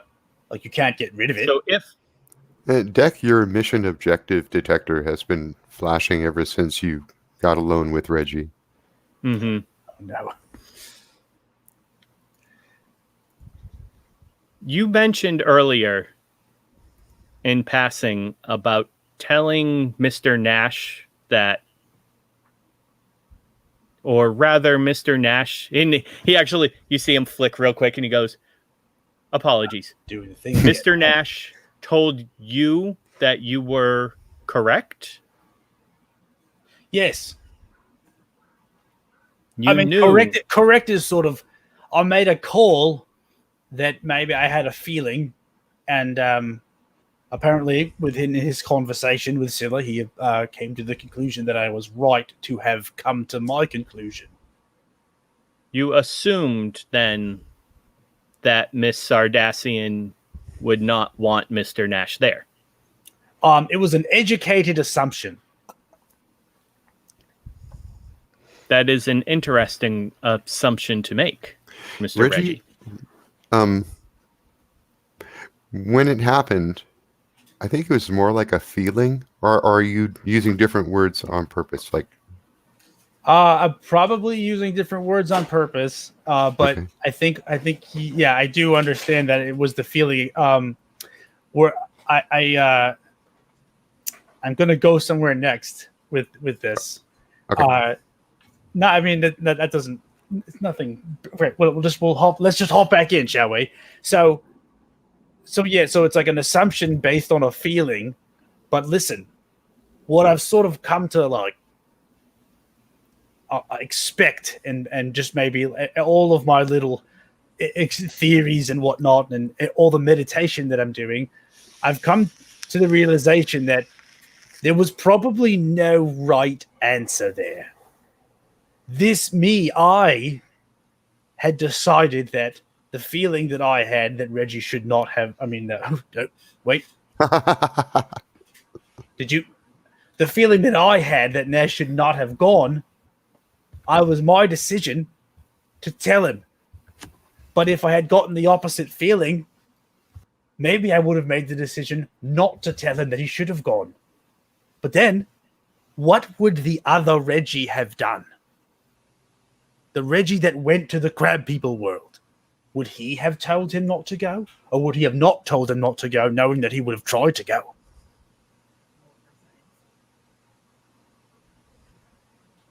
That is an impossible prediction to make. Right. So why did I tell him not to go?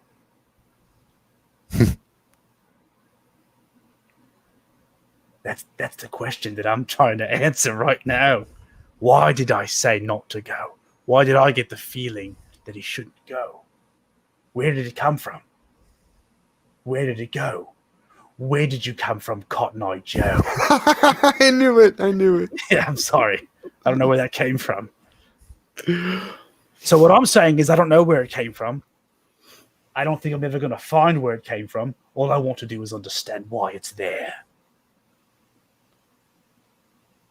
And how I can... How would you use what? Whatever it is. The connection between all of the dimensions, all of the realities. What is the connection? What can we learn? Or does it all even not matter at all? You are talking about taking all of the randomizations in creating a singularity with them. I called the singularity. That's what I've been calling it to myself. I know it doesn't make too much sense, but there isn't like an end game. At that moment, the two of you just achieved a true rapport. Real quick, you can edit this out, but if you want, I forgot that you had called it that. I was not super honest. I was not trying to set you up for that at all. That's perfect. Then that's beautiful. Then it's even more beautiful. Oh, okay. See, the realities are blending. Yeah. The bottom line is that there is no manipulation that I'm trying to achieve, just an understanding and just sort of like a vision, you know?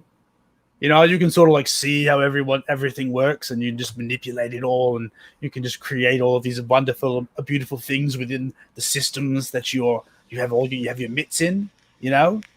I'm trying to see if that's even something that's possible within all of the different dimensions and all the different realities. I feel like they mirror each other. You know, those two worlds, the mechanical and the interdimensional.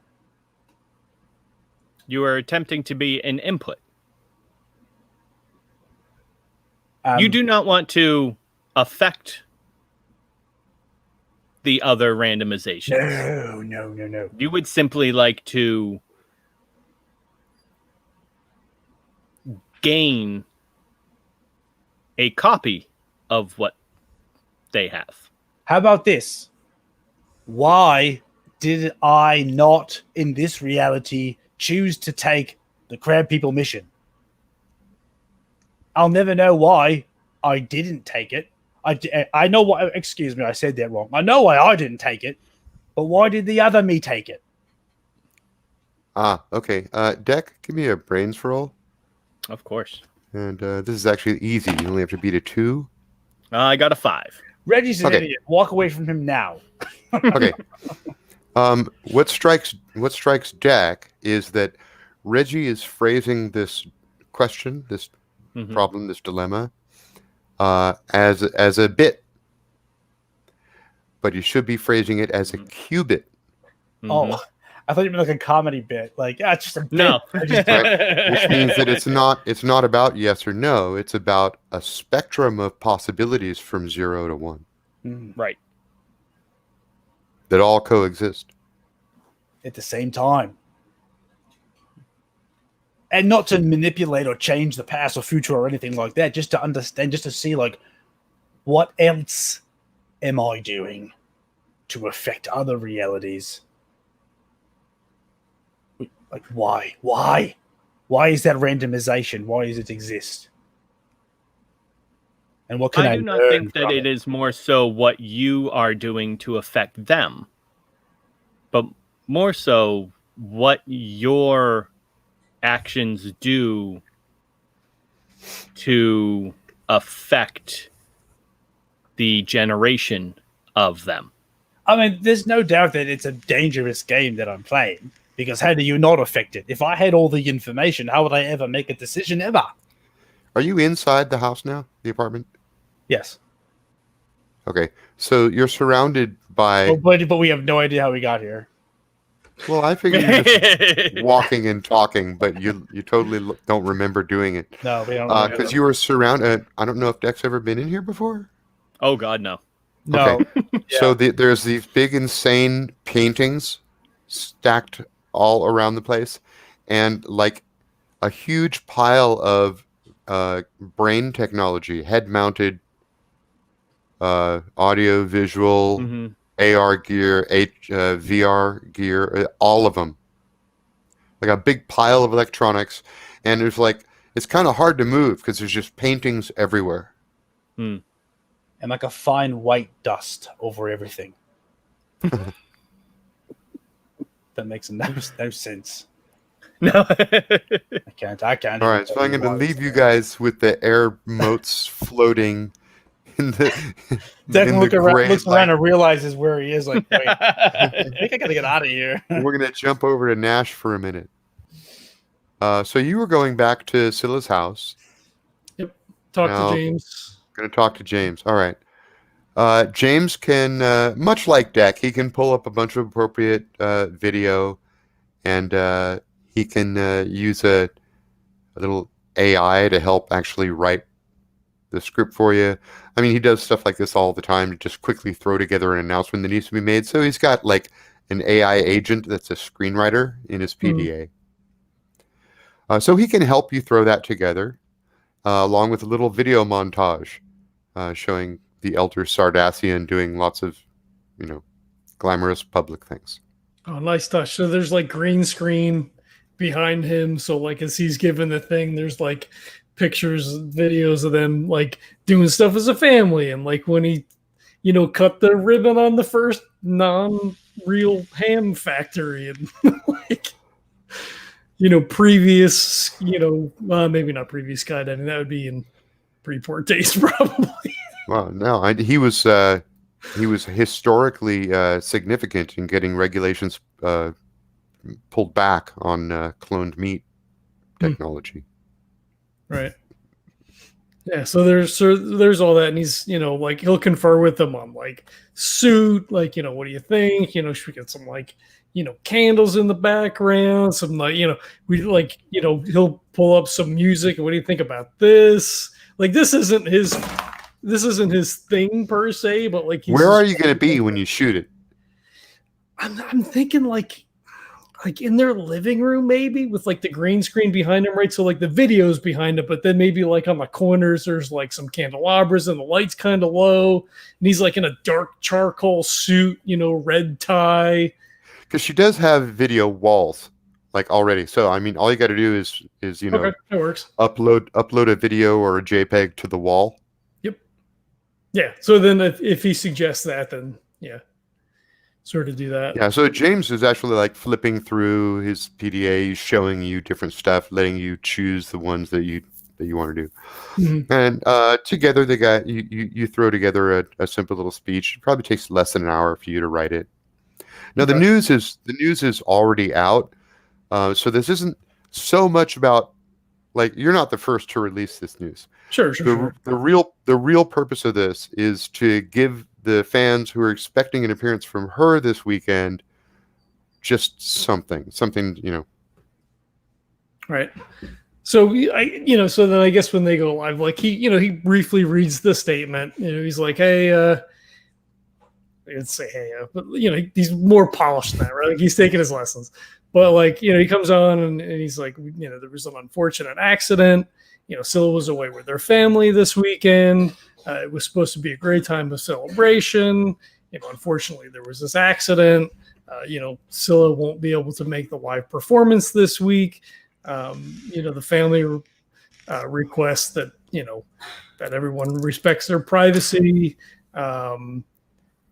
That she appreciates the fans warm regards, and that that they have her in their prayers, and she's looking forward to coming back with something bigger and better, like whatever the world equivalent is of like tweet your condolences or whatever, and he like pulls out his phone and like types in, and like pops up on the screen like, "Love you, babe, stay strong," because it's that kind of world, right? Like that's the way she moves. So like that's sort of like the sort of nod to this like spectacle of whatever.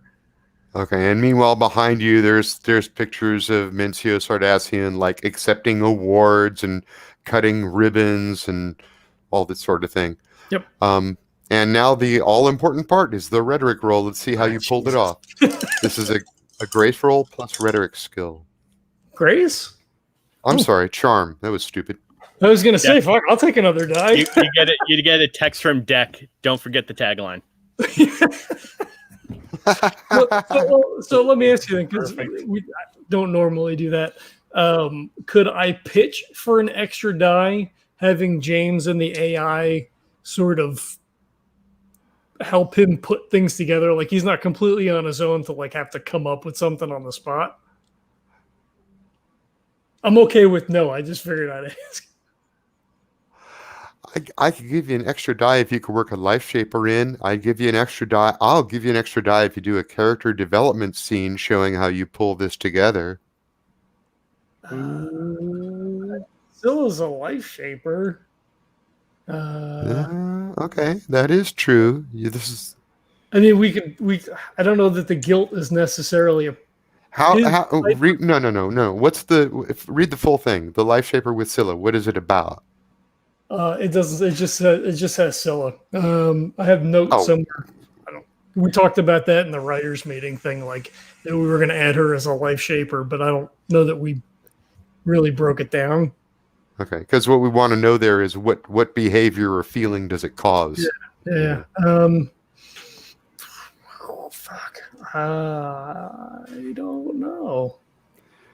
Maybe not then. I think this is straight rhetoric. Okay. What about instead of an extra die, could like all the work that him and Deck have put in count as helping? And maybe give him like a bone, like a +1 or something like that. Okay, I'll back up and do that roll if Nash wants the help. Are you going to use Deck's ideas or not? I'm not the tagline. But on the drive back to the mansion, like he's going through, as much like there's much more stuff than he could possibly get through without having Deck's, technological, wherewithal to like scan stuff. So this is going to be based on brains for Deck. Do you have rhetoric skill at all? Probably not. I don't. No. Yeah, okay. Do you have research as a skill? Something that feels like that? No, I have computer science. That's not close. No. So this is okay. So this is a straight brains roll for you then. All right. Yep. Trying to help. I wish I had My Little Pony dice. Here goes nothing. Well, first it's Deck. We roll the help first. I got a 2, a 1, and a 3. Oh, that's not great. Yeah, not great at all.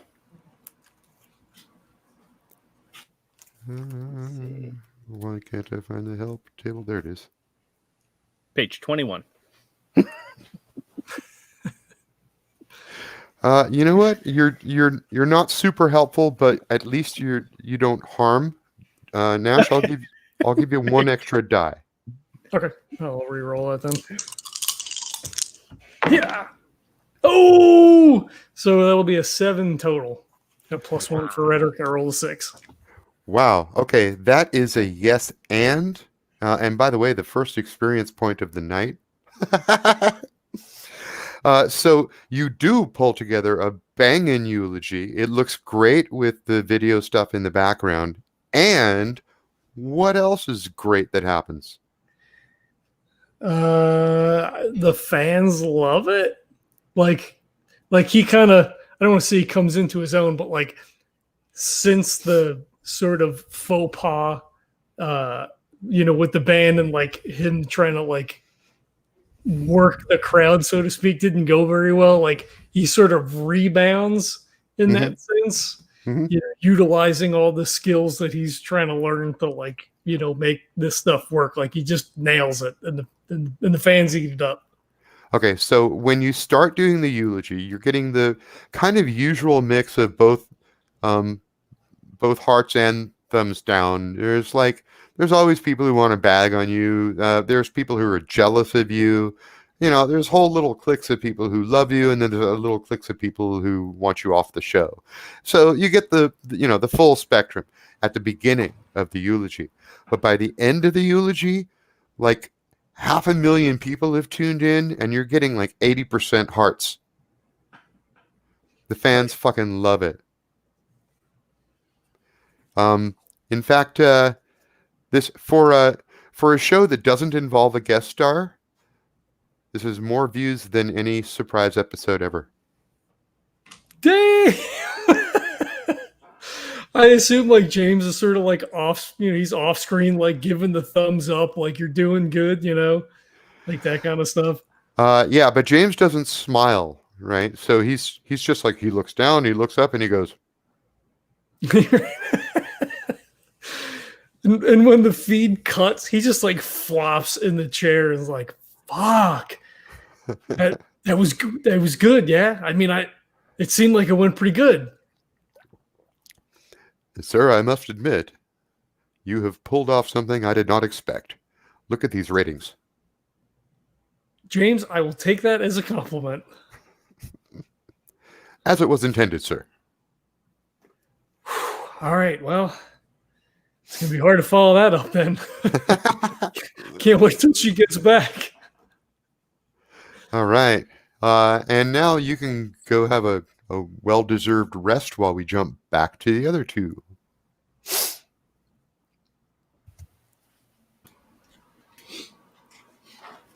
So you see, that's exactly why I don't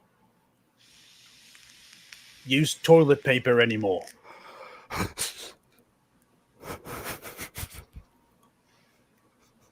Is that something you got from another Reggie? Maybe. Who knows? But you know what? Or bidet all the way. That is perhaps that is a decision that you made in order to generate another Reggie. Well, generating another Reggie really shouldn't. I can't confirm or deny that's ever happening whenever one of these like splitting things happen. There's just so much I don't know. I do. I mean, I'm talking myself it is hard in circles to about this all the time, which is why I'm meditating so much about it, and which is why I'm trying to do all of this introspective work. Because, like, You should probably, maybe we shouldn't know. Maybe I shouldn't know. Maybe I shouldn't pursue this. I'm gonna pursue it, but maybe I shouldn't. You know, what if I unravel something by accident? You know, wouldn't that be cool though? What would that look like? Okay, at that Nash, moment, Reggie, I mean- you notice that while you've been talking for the last 20, 30 seconds, Deck has stopped paying attention to you. His eyes are doing that glazed thing. And then he sorry, real quick, can I have Reggie roll a brains check? Is that something I could? Go ahead. What is happening? All right, so, but first, Go ahead. you need to set a difficulty for me. So tell me if it's easy, challenging, difficult, hard, very hard. It's an easy. It's an easy. Okay, so beat 2. Yeah. So it's a brains roll. It's pretty out of the ordinary. Yeah. But is this any, like, can I add lucid dreaming to it? No. All right.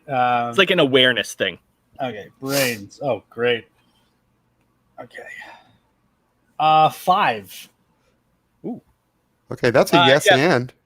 Yeah. Oh, there you go. So yeah,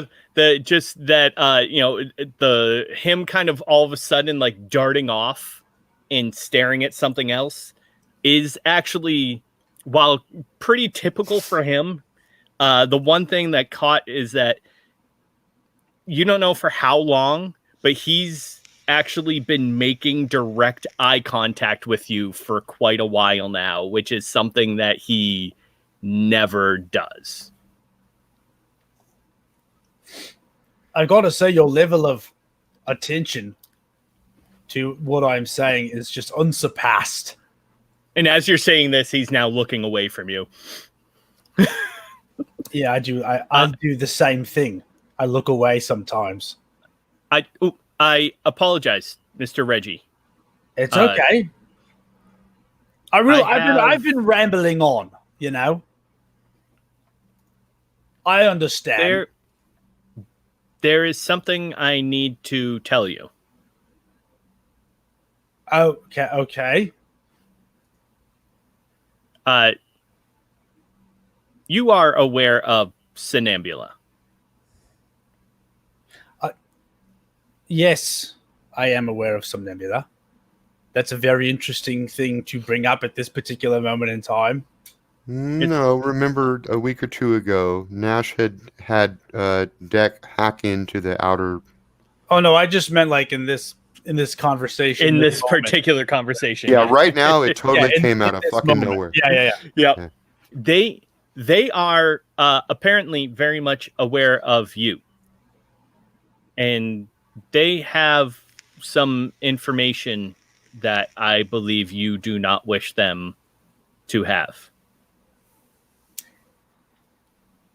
Is it the wall thing? What is it? The thing with the wall? Or is it the thing with the carpets? What is it? I am unaware of about the either carpets. of those. They can't know about the carpets. Oh, they don't. Wait, what is it? They may. I do not. No. I'm sorry, go ahead.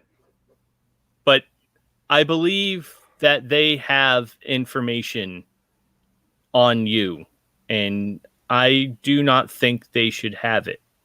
Okay, well, how about this? Do you know what the information is? And kind of because, do I? You must. Yes. I mean, Reggie, you have to assume that whatever information they have, they got through that dream deck. Now, I know that you destroyed it, but they were still in your head. Yeah, I mean, I was using it. Reggie was using it. Yeah, you were using it for weeks. Question. So in a previous downtime, I had hacked into their system, and I had a Trojan in there that had generated a link that was collecting information on Reggie. Could I Although I believe I believe that he then later destroyed the deck on Nash's recommendation. He did, yes. Yeah. Yes. So he destroyed that, but I have a copy of all of the files that they have. Yes, you do. Is there any way I could search that database for a specific string of numbers that could coincide with the information that I had just gathered? Not easily, no, because they use a proprietary language for encrypting the Dream Deck data. Oh, that's right. Yeah. Oh, that's right. So I have need the files, but they're encrypted. So yeah. So you would either need a Dream Deck and reverse engineer its software, or basically somehow teach yourself this language. Hold on one second. Ooh, we're doing research. Could I do a character development scene that possibly goes into some downtime where I have, like, could I have purchased a Dream Deck and possibly tried to teach myself whatever their proprietary language is? I believe you need 10 unspent points to buy. I have skill level. 18 right now. Yes, you may go ahead and do that. I love it. All right. At this moment, we get a flashback. Whoa! What's happening? So it's just Deck sitting. So his apartment, he has a micro. So like the houses that Todd said, like some of them are broken up into apartments. If you can, so basically like each room in a house is actually an apartment. So he lives in effectively in a micro apartment. So he's like sitting cross-legged on his bed with like a used Dream Deck that he bought off eBay. And he's just like teared it apart and he's like hooked himself into the system. It's not attached to the outside, but he's like hacked into the software and just like been using his downtime to try to reverse engineer the software there so that he can learn their proprietary programming language. Okay, so it sounds to me like you actually don't need to buy a skill here. You already are a programmer. You already have that skill, right? So what's going to happen is, all right, now if you succeed, you will gain familiarity with that language, but I'm not going to charge you points for it. I am, however, going to make you roll for it. That's fine. See how well you learn the language. I like it. And that means you get to use brains plus programming. Okay. And this is going to be very hard. You need to beat 6. Oof. All right. Let's see. I do also. So yeah, I actually have my bot Tarek that I'm going to help me out on this as well. So he has like almost like overalls on, like he's quick changes to like overalls and like goggles on top of his head and everything, and a giant spanner. Can we build it? Yeah. All right. That is a 6 + 2 + 1. That's a 9. Damn, that is a yes and, baby. Nice. All right. So you know what? You have actually managed to crack the code. You have learned you should write this on your sheet. You now understand the Dream Deck code. Nice. And what else? What else? Now remember, this is the flashback. You're right, yeah. So this happened a few weeks ago. Yeah, you've been doing it for a few weeks. Yeah. And what else? What if I'm able? Let me. Remember that the and doesn't have to be directly linked. You I was gonna try something.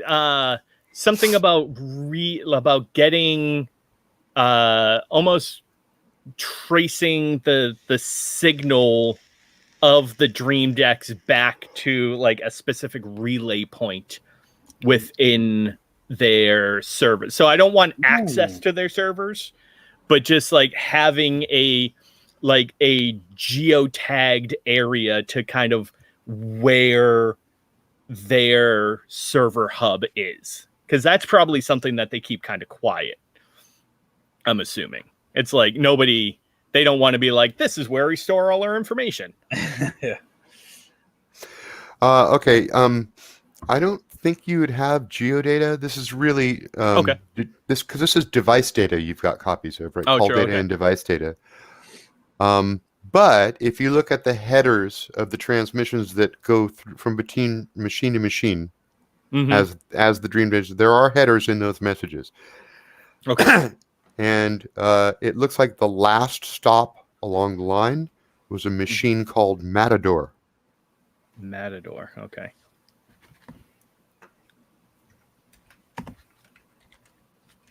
I'm gonna have to start a Somnambula.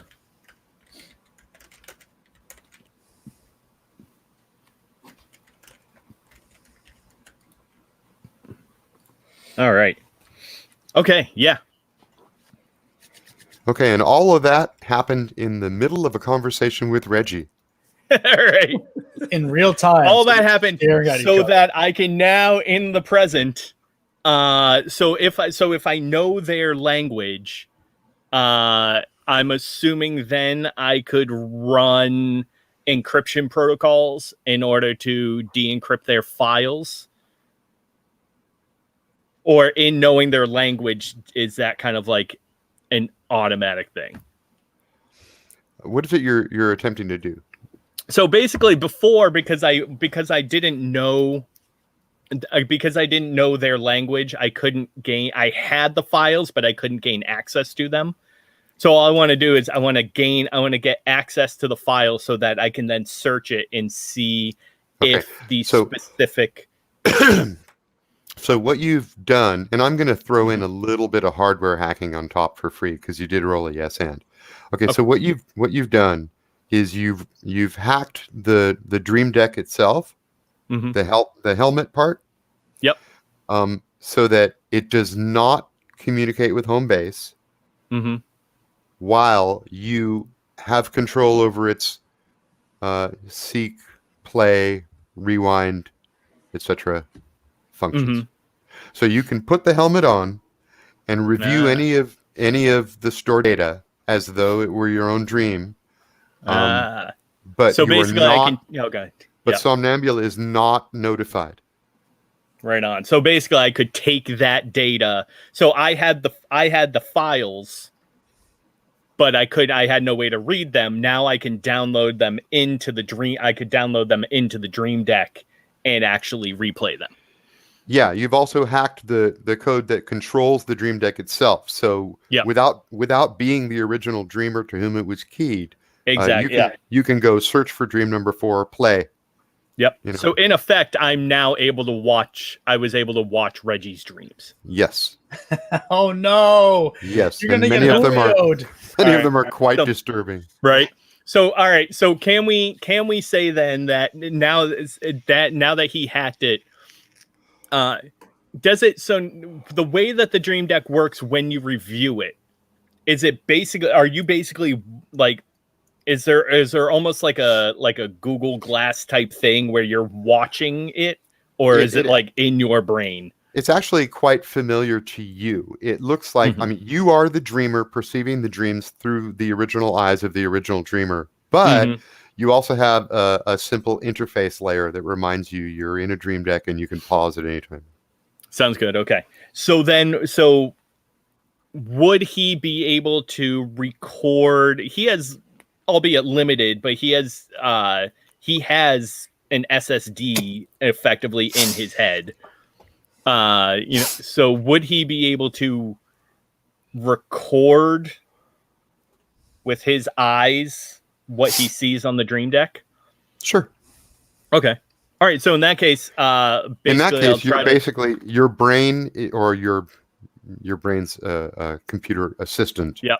is functioning as a file format converter. Exactly. Yeah. All right. You can convert it to a common video format. Oh, sweet. I need some documents turned into PDFs if you don't mind after. So with all that then... And be sure to make a version in black and white because my printer, like... Yeah, all right. I'm really low. I'm running low on cyan. Yep. It's not... All right. So with all that then...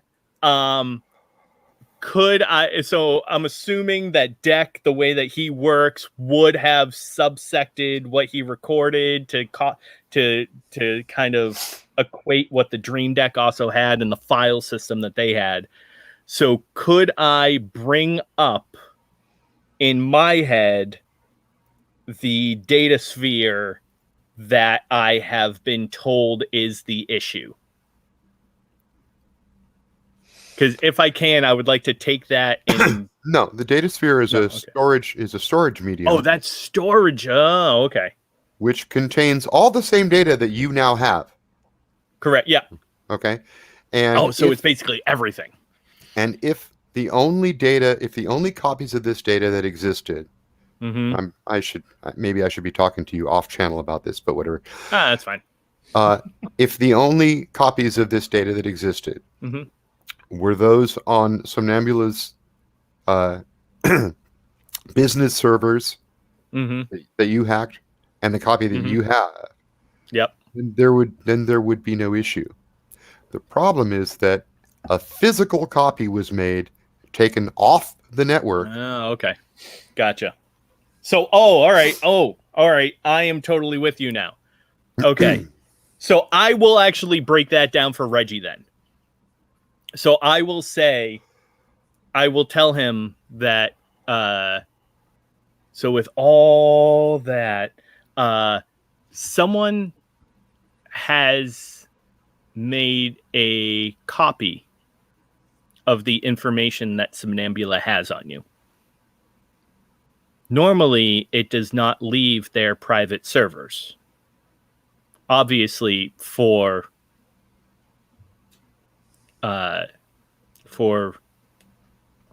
private rights reasons. However, somebody has shown great interest in you and decided to go around the laws and the agreements. I mean, that sounds about right.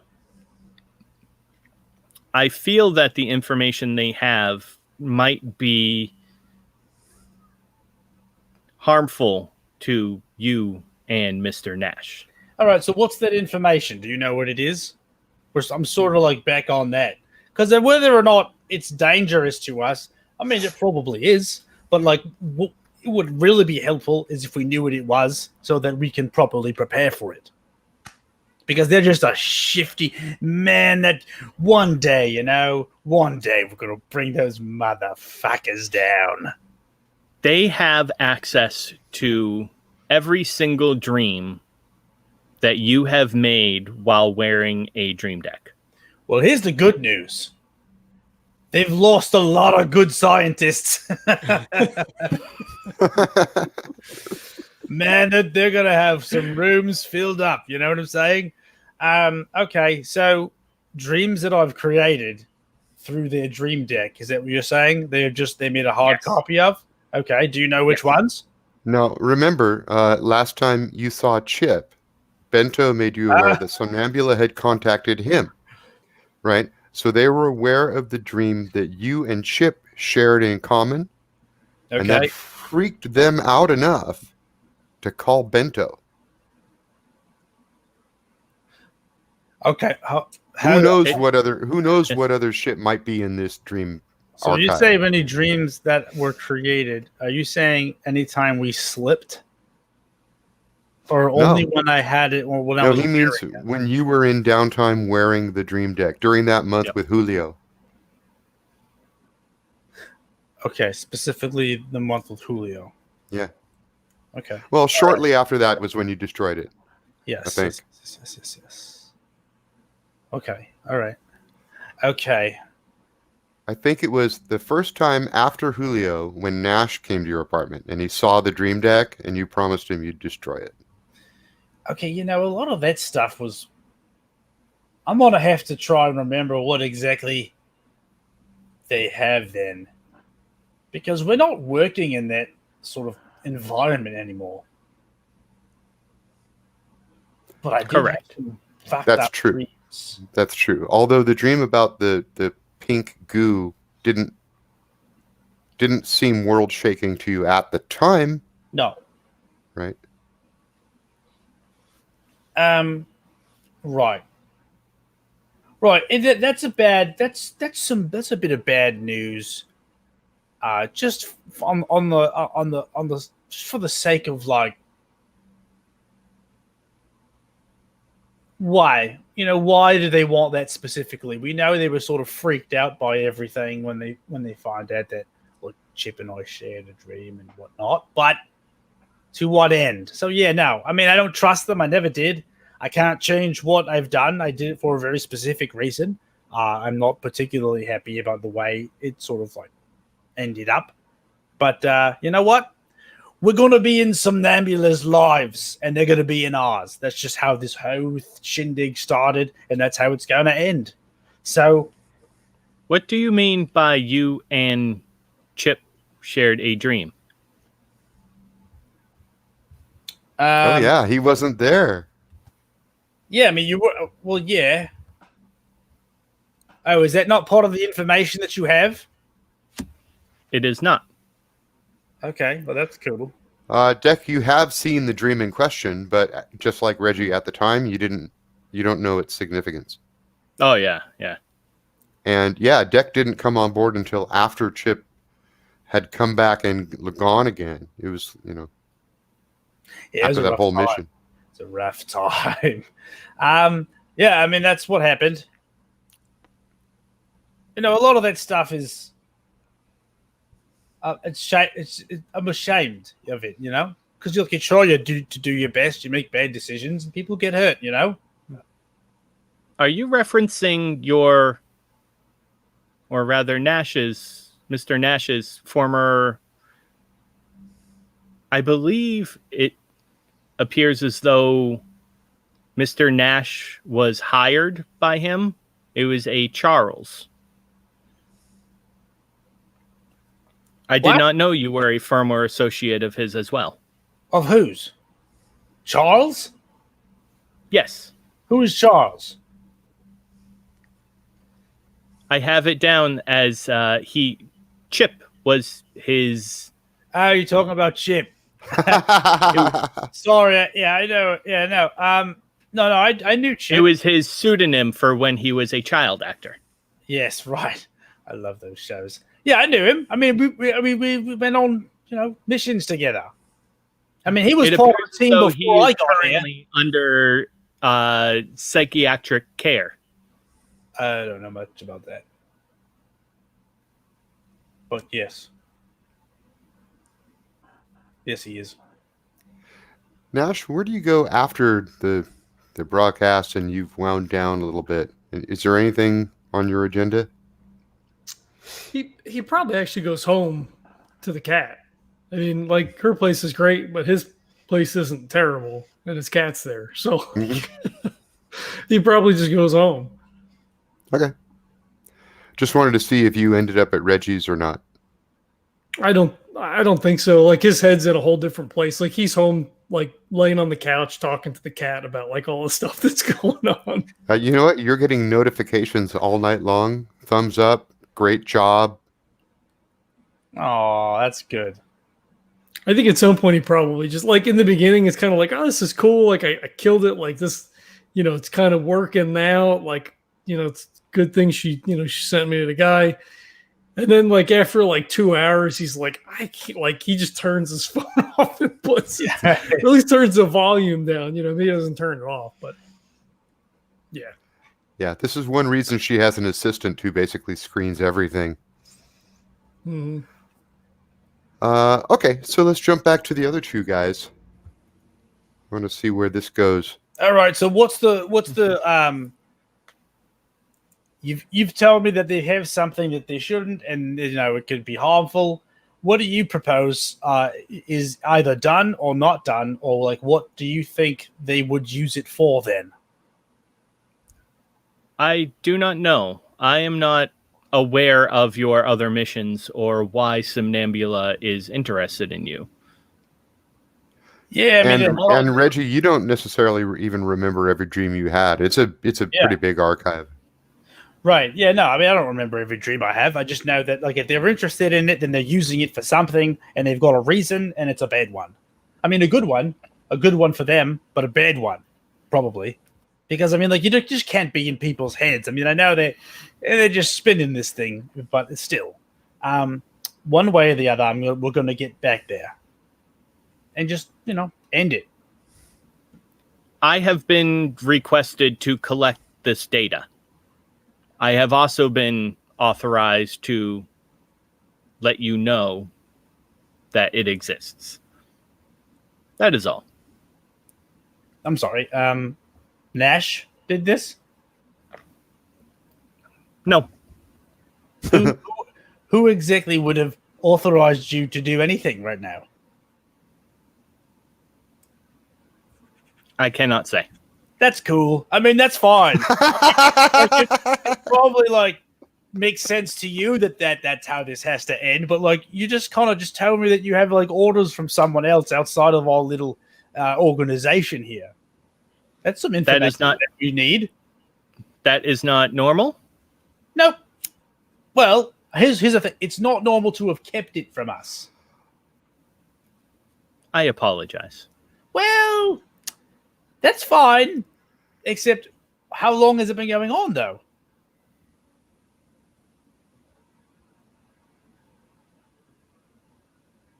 What is... Depends on what you mean by it. I told you once I got the information. So what are you, a double agent? No. What are you gonna do with this shadow boss of yours that I now have to explain to Nash exists? Nothing. I was simply requested to collect this information. That is all. By someone you can't tell me who they are. I do not know who they are. So I cannot tell you. So you're just then why are you doing what they say if you don't know who they are? They have requested it. Oh my God. I request you to stop talking to this person. Does that mean you just do it? No. Okay. So why do you do what this person says, Dick? Because I get things from them. Like what? Is that not how transactions work? Sure, but you're in a team and we do things together, And part of that is inherently there's a trust that needs to be sort of maintained. And what you have been doing apparently is counter to that. It does the exact opposite of maintain and foster trust. I'm sorry, Mr. Reggie. I was not aware that we were required to do everything together now. It's not that we are required to do everything together now. It's just that, maybe I should be asking this question. Do you consider yourself part of our team? Yes, of course.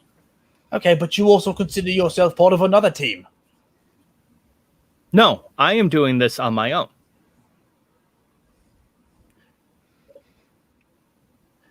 Reggie stares silently back at Decklan for a few minutes.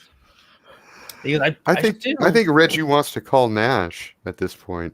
Oh no, I'm going to tell Nash, but I need to. Reggie still doesn't understand too much about it because Declan's very matter of fact. So why don't we do this? Well, I'm going to tell Nash. Okay. I just don't. I have also been authorized to let him know about this as well. But if you would like to tell him, that also is fine. Reggie just stares some more. I don't know what to do. I don't know what to make of any of this. So he dials Nash and puts it on speakerphone, and just puts the phone like in the middle of the two of them. Okay, Jack, at this moment, I'm going to give you a rare psyche roll. Ooh, okay. Oh no! My all 2 dice. I got double 6s. Really now? Holy crap! Oh no! Holy crap! Okay, so it occurs to you, you're doing a quick run through like things people say when breaking difficult information to other people, Mm-hmm. and it occurs to you that perhaps it would help Reggie if you advised him that your benefactor, let's say, Mm-hmm. has only his best interests at heart. That this is to defend him, right? Mm-hmm.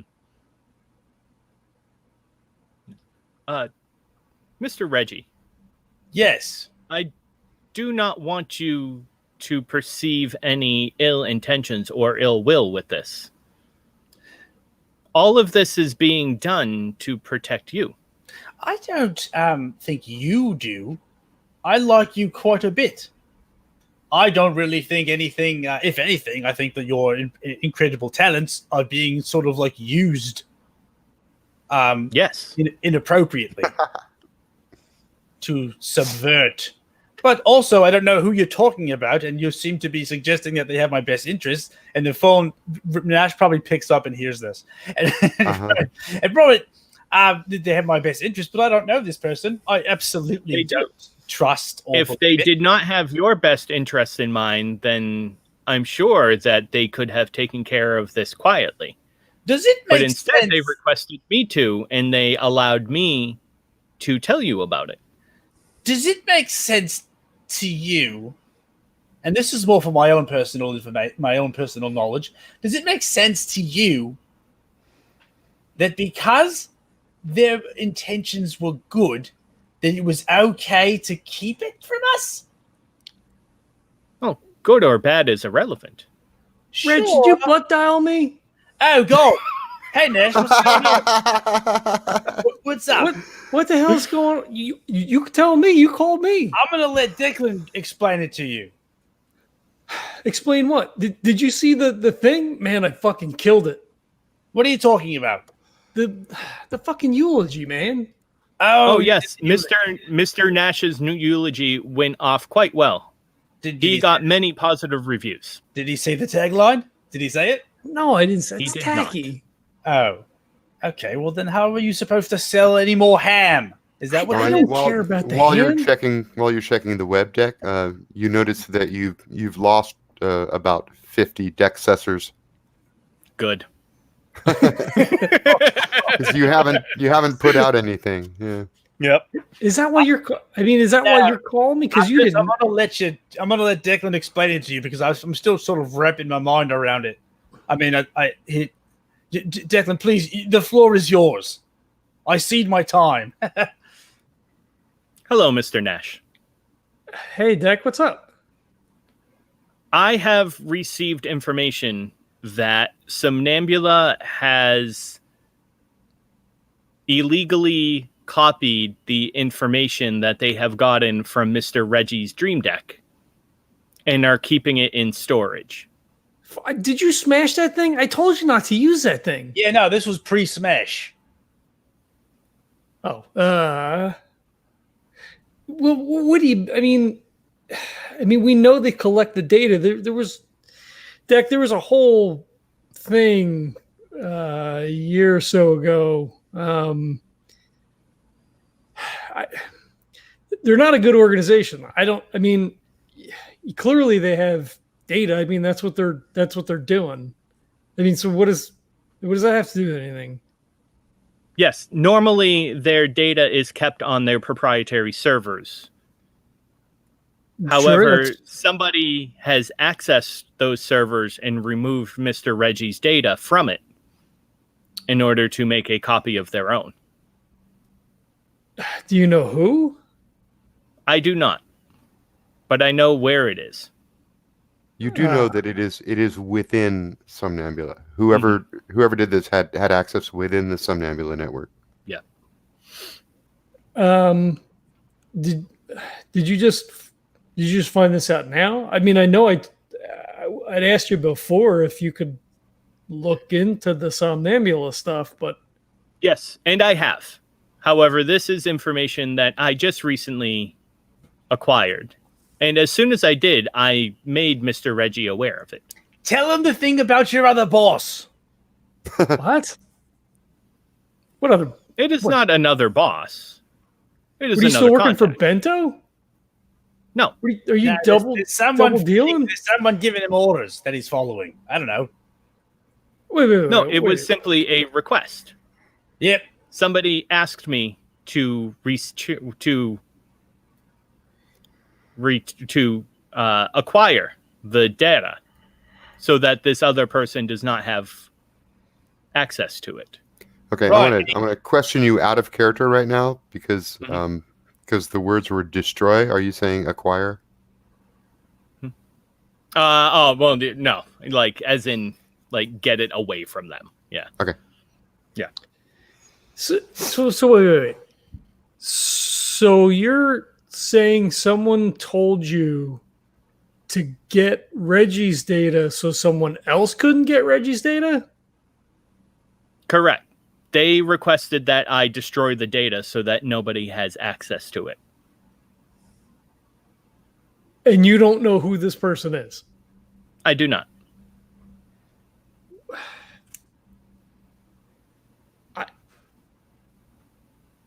So are you working for somebody else? I mean, are you working with us or are you working for somebody else? Because that's not going to fly, working, Deck. I am working for you. Not. I signed a contract and everything. Did you? Probably with Scilla, right? I mean, Probably, yeah. Oh, with Scilla, yeah. I am security, yeah. Okay, well then, strictly speaking, the answer to the question is I am working for Scilla. Very true, yeah. Well, I said I am working with them. Yeah, I know. It's just that Deck takes everything so literally. I thought he might love actually. it. I love it. Oh yeah. but yeah, I specifically said I am working with them. Yeah. I'm trying to explain to him how that's not cool, but he's hitting me with all of this like literal logic, and I just can't with it. Look, Deck. If you're a part of this team, and we've been trying to make you a part of the team, you can't work for somebody else. Like that doesn't fly. That was not in the contract that I signed with Miss Sardassian, though.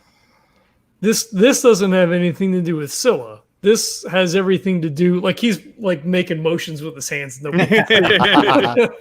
This is us. You said when we met you that you came to Dark Matter because you wanted to work with us. When Correct. we left Dark Matter, you came with us to be with us. That means Correct. you're with us. Yes, and I still am. But also this other person. Yes. Yeah, see, that's the problem. Yeah, I understand what you're saying, but the problem is that the other person exists and that you do what they say. Look, Deck, if you could explain who you're working for, and then maybe we could talk to that person, then maybe this is a thing. But if you are going to be relaying data to someone else, then you can't be trusted. Like, I do not know who this other person is, so I cannot tell you who they are. Yeah, that makes it worse, man. I don't. That's not helping, Deck. Deck, look. If someone walks up to you, if someone passes you a note on the street, and it says, "Call this number," and you call that number, and they say, "Hey, give us $500," you would not do that. That's not how things are done. This is the same thing. Oh well, no, I just thought of a good one. I thought of a good one. Hey, if this person told you to jump off a bridge, would you? It depends on what the end goal of jumping off said bridge is. To What be was the- splattered, Deck. What was the end goal of having to finally tell us of this person's existence? I do not know. Their existence was never hidden from you. You didn't tell us. What? Deck, Well, you never I.e., asked. it was somewhere in the back of your processor, Deck, it is only now beginning to occur to you that perhaps you could have phrased that better. Oh, yeah. He's learning. Yeah. We didn't ask. See, that's what I'm saying. It's driving. I understand and I love and appreciate that about. But Nash, you see, this is what I'm getting, and I don't know how to even follow up. That is the problem. Deck. I cannot frame a logical argument. I don't believe that will crack the nugget that is Decklan. But Mr. Rash, Mr. Nash, Mr. Reggie. Ah, I Mr. was Rash. made It's like a name.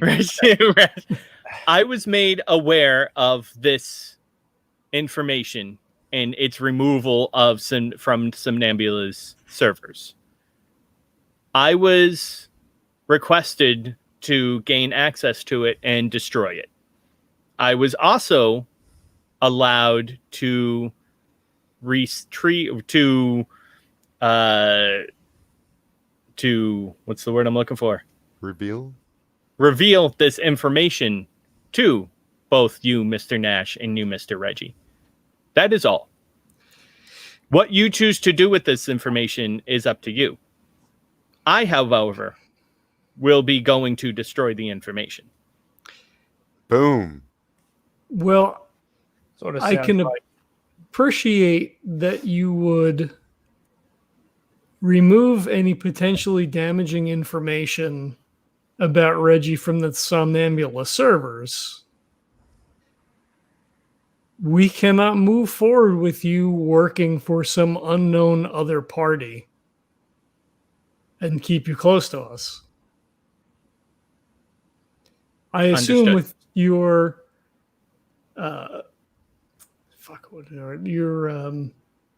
your vast neural network that you may be able to discover who it is that pulls the strings. And But- just as an aside to that, Hmm. it should concern you as a person that there is someone you don't know calling shots and telling you to do things. And you're just sort of doing them. That should be a concern for you. I'm concerned for you. I am not being forced to do anything. I have simply been requested to do something. I am choosing to do it because I know that it will help you, Mr. Reggie. That is all.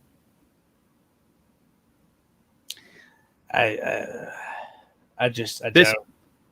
This contact is simply giving me information.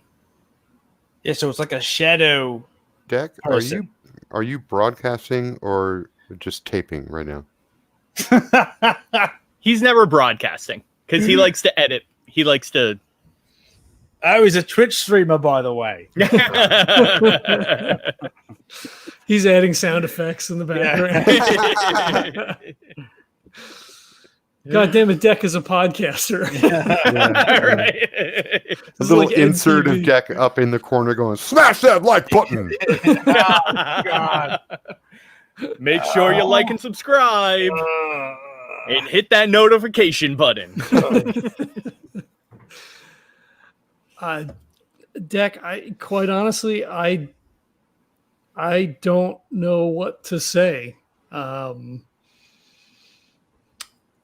Reggie and I are gonna have to discuss this further without you and decide how to best proceed.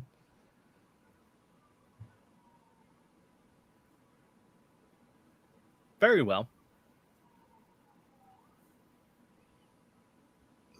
You got anything to add, Reg? No, it's more just like concern for Deck. You know? That's where I'm at right now, is a concern. Because as much as, and you know, I don't mean to be not, I know you're here, Decklan. You're not talking like someone who is of free will. Saying things like, I don't know, if anybody I didn't know asked me to do anything, regardless of what the outcome appeared to be, I wouldn't do it. Just because I felt like the outcome would be beneficial. I need to know who the hell this person is who thinks they can tell me what to do. Again, I am not being told what to do. I am simply being given information that is valuable. Yes, you're being told to do, you're being asked to do something by someone you don't know, see, or know anything about, and you're just doing it. That's the concern. Correct. Wait, what? No, that's my concern for you. The information that was removed from the server or made a copy of, was that not expected by the person who is requesting this of you? No, it is not protocol for data to be removed from Somnambula's database. To do so is highly irregular. What would you have done if you found out that I knew all along and I wanted them to have the that I wanted them to have the dreams? Well, that is fine. Yeah, but what would you have done? I do not see how that's relevant. I'm just curious. See, goes back to what we were talking about before. You made a decision. Yeah, that alternate Deck in the alternate reality. Exactly. So what about if you didn't? What if you didn't do it? And then you found out, this was all part of Reggie's master plan. He wants Somnambula to have his weird dreams to sort of infiltrate. And then you went ahead and destroyed it, and then I found out about it after the fact. Oh, the data will still survive on their servers. I am simply destroying the copy that has been made of that data. Can you access that? If it's been removed, you said it was a physical copy, no? There's the rub.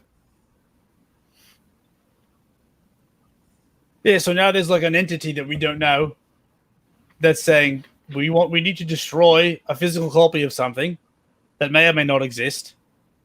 And we're just gonna like walk into Somnambula again because of that. Like that's the disconnect we're having, I don't think is going to connect.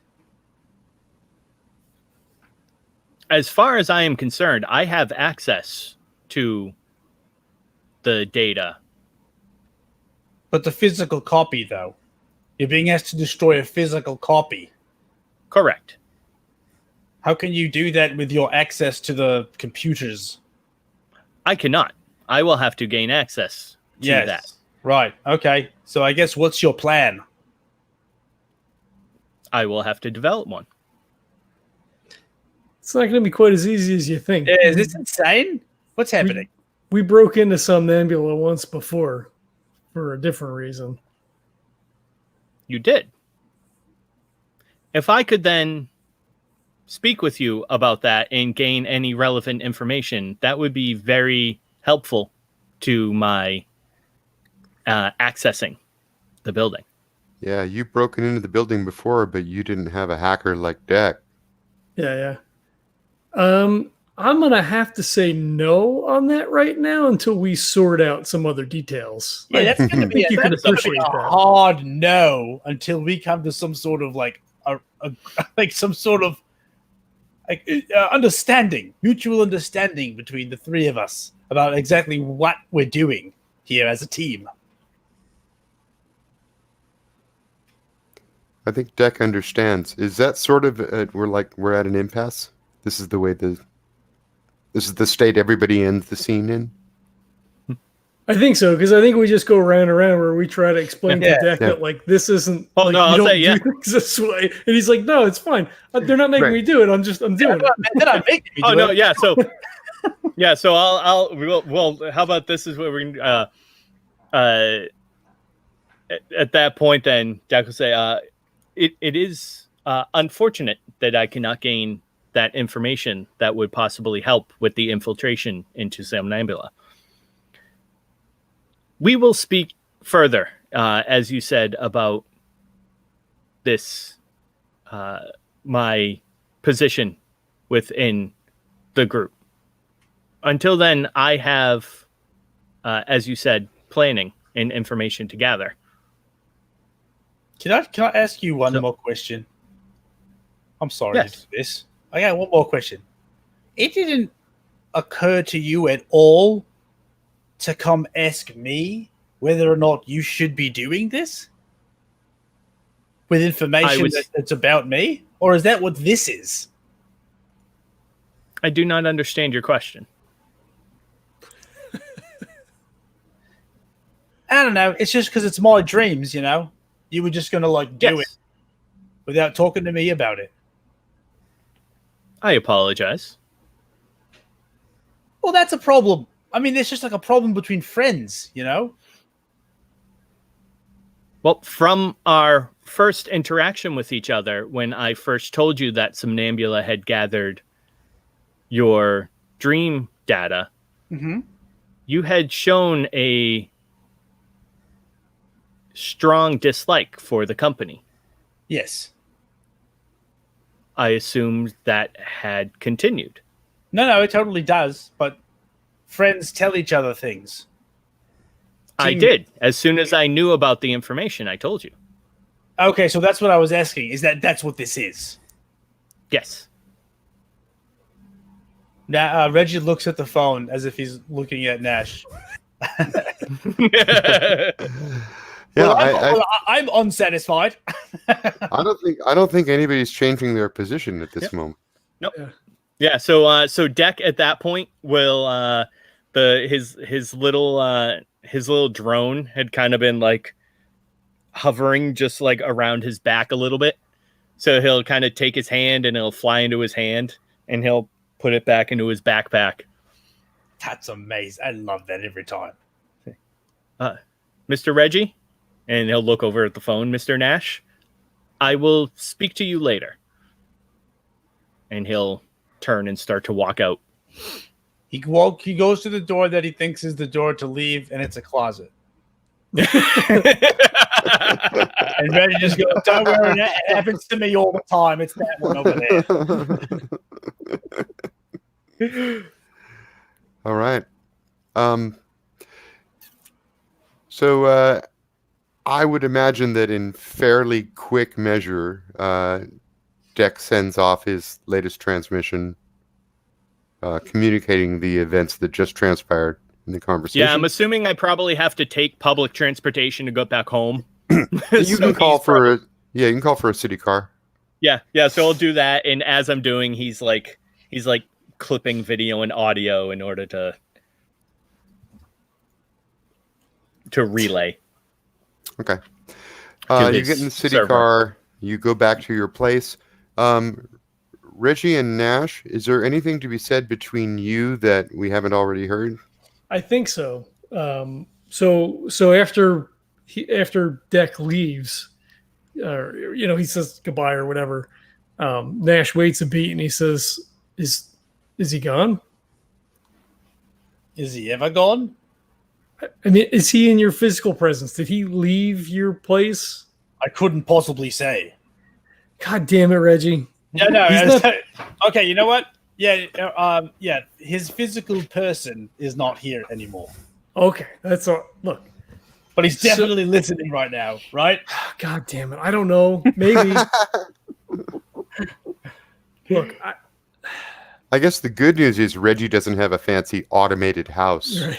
Oh, no. No. Yeah. Do you think it's possible that Susie's the one on the inside trying to help us out? I didn't want to bring that up while he was in a room. So, right. But I mean, anything's possible. I didn't think that this was even a conversation that we were going to be having. But I suppose it's not a surprise at how matter of fact he is, and I don't actually think he's doing anything necessarily wrong. But as far as Susie goes, I mean, who the hell knows, man? I mean, she kind of chose her side, you know? Yeah. I mean, yeah. But look, I mean, they've got these fucking huge AIs that like just crunch all that fucking data.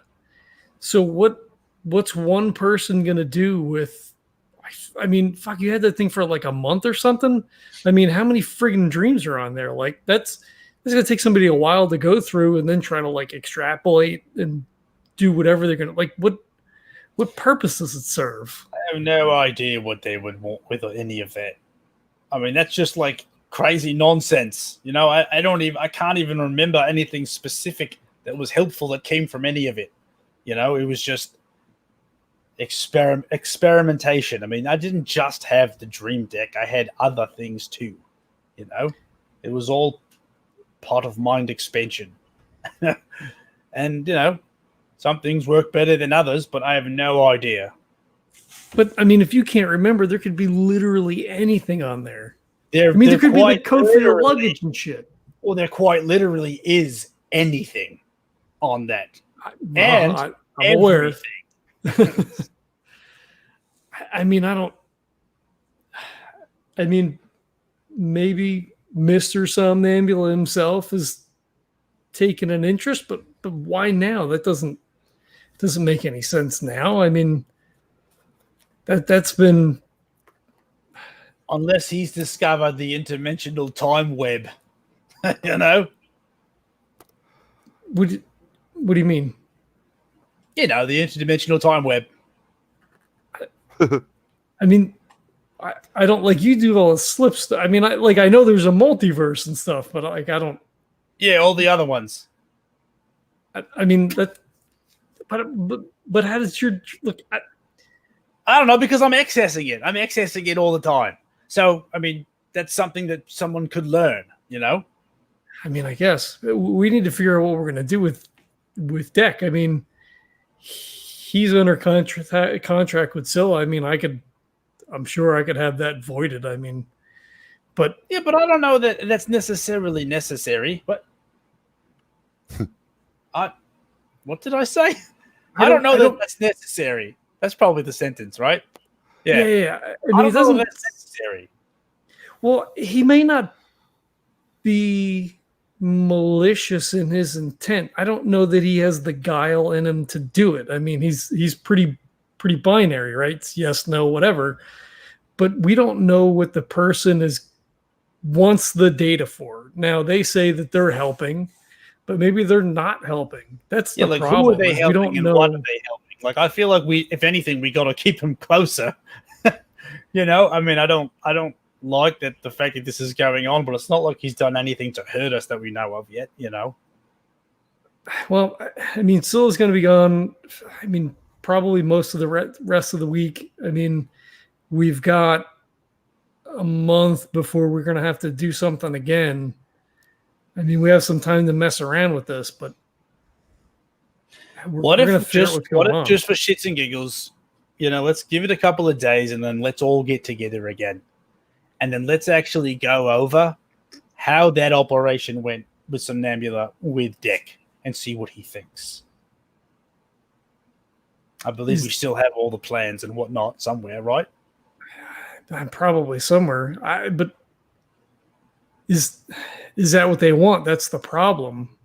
If we give Deck all that information, who's to say? I mean, but they know we were in there. I mean, it's not. But here's the problem: they know we were in there. But if we give Deck all the information, then all of a sudden that information gets everywhere that Deck needs it to be. So we saw that because we know that, we can sort of, you know, expect it. Expect that it will be used somehow. And that's the beauty of it. In what way? I don't know. That's the problem. Yeah. Shit's getting weird. And what I'm concerned about is that Deck's getting caught in the middle because like he's just not, you know, he's what he is and he's beautiful. But like Is he being used? Is all of that stuff being used that he said he was given being used? You know, I don't think he'd know the difference. No. Yeah, I mean, that's the problem. So now it sort of feels like a Chip situation where, like, I'm just latching on, you know? Like, we can't just let him out there. You know what I'm saying? Don't do anything to him. I will not touch him. That is for damn sure this time. All right, well, But- we're gonna have to figure this out but sooner than I later. don't think it's not our immediate responsibility to, at the very least, see some of this shit through with him, and maybe we find out who this person is. I mean, I figure he's got to be able to figure it out, right? Like, I mean, he's always moving Well, the his fact fucking that he hands. hasn't And, figured it out already is concerning because he's in everything else. You know, well, maybe isn't he that right, hasn't Deck? bothered to No. look. Says to Deck, who's listening. Correct me if I'm wrong, but I think it occurs to you right now that you're late for the Stiffy Awards. It's Awesome. all the same day. You have to Awesome. fucking go. Fuck, Reg, I What's gotta go. Tomorrow, we'll do this tomorrow. Click. Oh, that's fine. Okay. Reggie's just sitting and slumps down in his chair. Ah, fucking Somnambula. What the fuck? And Nash is like grabbing the trouser pants and the jacket and hurrying out the door to Yeah. the Lamborghini. Like he was sitting in his fucking skivvies, you know, like just feet up, fucking cat laying next to him and shit. And he's like, oh fuck. Puts the same suit on, yeah. Oh my god. All right, Reggie. Yes. That night you think quite a bit, and you're not sure you've come to any conclusions about what to do with the deck. But the last idea you had was to wait a day or two and see what happens. So deciding to put that out of your mind and focus and become mindful, you get back to your meditation and you do some morning meditation exercises. When you realize you've got no food in the apartment, so you just walk down the block to the local store to grab a burrito or printed out pizza or something. Printed pizza, baby. Yeah, printed pizza. It's cheap, you know. Yeah. It's got all the nutrients you need to stay alive. And you're walking back to the apartment with your pizza and your big sip when a large black sedan hovers up next to you, and the passenger window in the rear slides down. That's a terrible way to come up on someone, my man. A voice from inside sounds like an older gentleman. Says, "Mr. Carlisle, I presume?" Oh, call me Reggie. "Reggie, please." The door opens. There's an older gentleman sitting in the seat beside the door. He's wearing a very expensive suit. He looks maybe Greek, and in his maybe late 60s. And on the other side of the back seat, there's another guy that looks exactly like the first guy, and he's patting the empty space between them. "Please," he says, "get in." No. I Right? realize. No, right?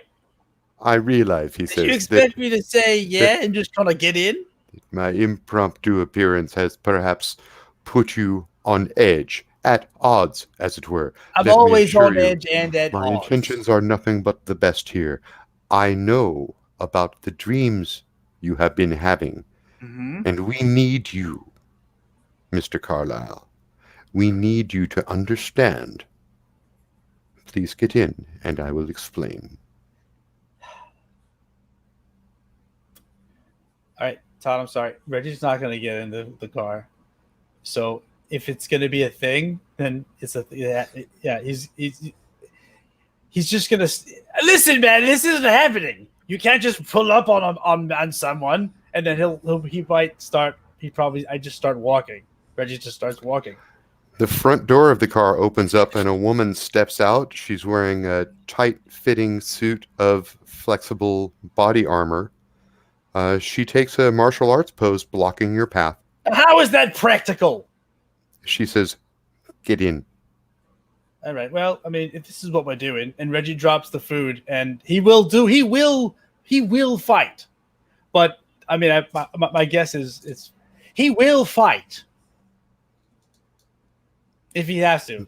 The man inside the car says, "My bodyguard is very good and very well trained. I do suggest, sir. No, I mean, that I you get come that. with me." No, I get that, but like, you can't seriously expect that I'm just gonna you're gonna have to take me. If you're gonna take me, you're gonna have to take me. I would think that you know my name. You must know this is how this is going to go down, mate. I'm sorry. And they're clones, right? I mean, you said they look the same. Yeah. They do look the same. Okay. Well, my assumption clones, but they look the same. They could be twins. You don't know. Sure. Yep. Twin clones. Yeah. I'm sorry. No. Okay, he looks at her. He goes, if we're gonna do this, If we're gonna do this, because like right. it's gonna, you're out here. I mean, basically, I know you're gonna fight me, but I'm just. It's like I'm calling you bluff. Are you gonna fight me or what?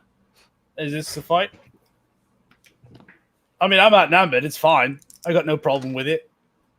You're just not gonna. I'm not just gonna go willingly into a black dark van with twinsies inside and a strange man who knows my name, and then like I just had a conversation with a teammate about this almost exact situation. I don't know you. I'm not doing what you say. Yeah. So she takes a step forward, and it looks like you're going into battle frames. When the guy in the back seat whistles, he just whistles a low, quiet note, and she steps back, and he says, "This is not necessary. Perhaps we have caught you at a bad time." I was eating food, and now I threw it on the ground, thinking there was going to be a fight. You will perhaps be more receptive to my message once you realize the stakes that are involved. Come, Ivanka. Can I give you some advice? And the bodyguard is getting back into the car. Maybe introduce yourself next time. First. You know, and Reggie's on the side of the road, like, maybe say something like, "Hello, my name is this. I know your name." And then tell the person whose name you know why you know their name. Mr. Carlisle, I must apologize. I am an old man and very busy. My attention is split in too many ways. I only wish to have a casual conversation with you. Okay, However, but do we have to do that threateningly? I've chosen a bad time. Perhaps I must apologize for that. I will remind you, however, I would not take the energy to come personally to your place of living were it not of the utmost importance. Mr. Carlisle, I know about your brother Christopher and his untimely death, shall we say. I know about your record with the 34th Battalion Division and the time how you were court-martialed for running into the barracks wearing nothing but your underwear. I am aware of your disgraceful military record, and I am aware of every job you have performed for Dark Matter Incorporated, including the one performed under a false name, Derek Tarach. I think I got that right. I think it was Brandon Nashim. Oh, Brandon Nashim, yeah. Was he Brandon? All right. Who was, I forget. Under the false name of Brandon Nashim. I mean, you just know all the buttons to push. You see, Mr. Carlisle, I know you very well. I am only wishing for a chance for you to get to know me.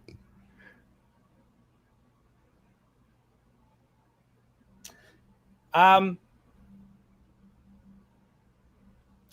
I do something out of character for a second? Mm-hmm. Todd, do you need me to just do this? I'm sorry. I don't like doing this, but Reggie's not going to go willingly.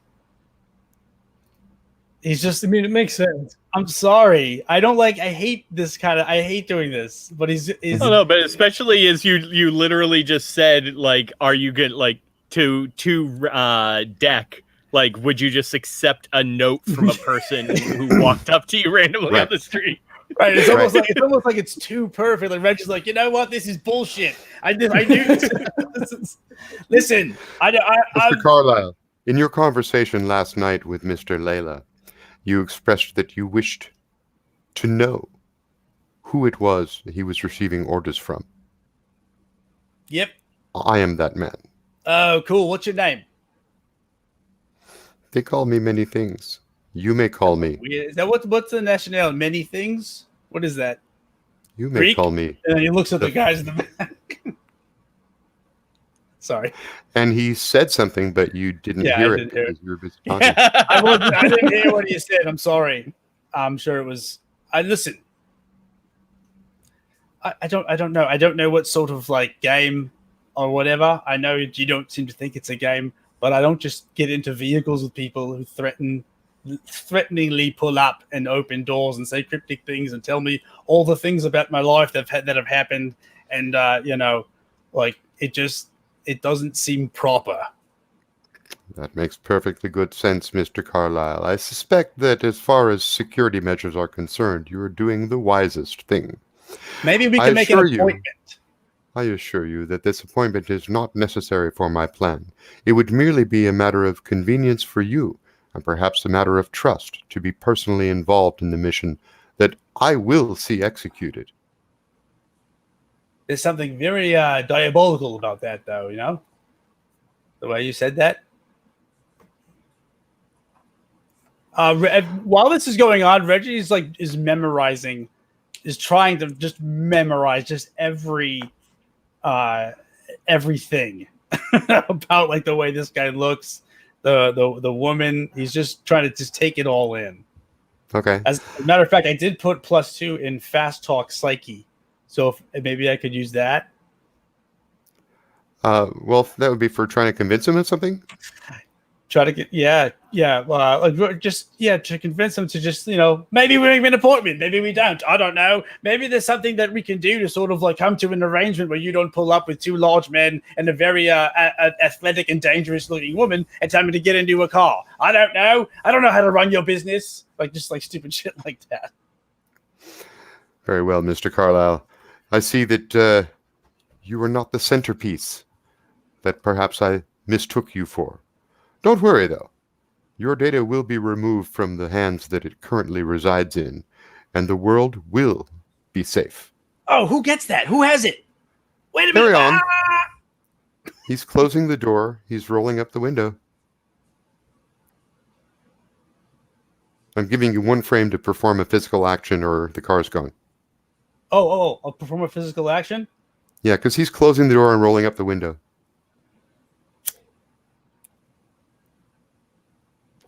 You don't have to. I'm just giving you space to do it. Yeah, I know. I'm trying to think if he would, though. What can I even see in the car? Nothing, right? It's just all dark. This is a super expensive luxury car with a bar and real leather seats and 2 old guys in the back. Yeah. Yep, 2 old guys in the back. Yeah, I don't think he does anything. I think he just watches it, and just tries to remember what the guy looked like, his voice. I know. I think he probably screams. Saying, I suppose you're not the centerpiece that I thought you were. Yep. And as he closes the door, there's a slight wave of the hand, and then the car zooms off. What did I see on the hand? Did he have a ring on? He does have 2 rings on. I assume Reggie starts yelling, "Does the other Reggie get in the car? That's what I need to know." That would have been really helpful information for this Reggie at that particular time. And Reggie's like really frustrated with himself for being the way that he is. I think that's the last line of the episode. It's just Reggie screaming, "Does the other Reggie get in the car?"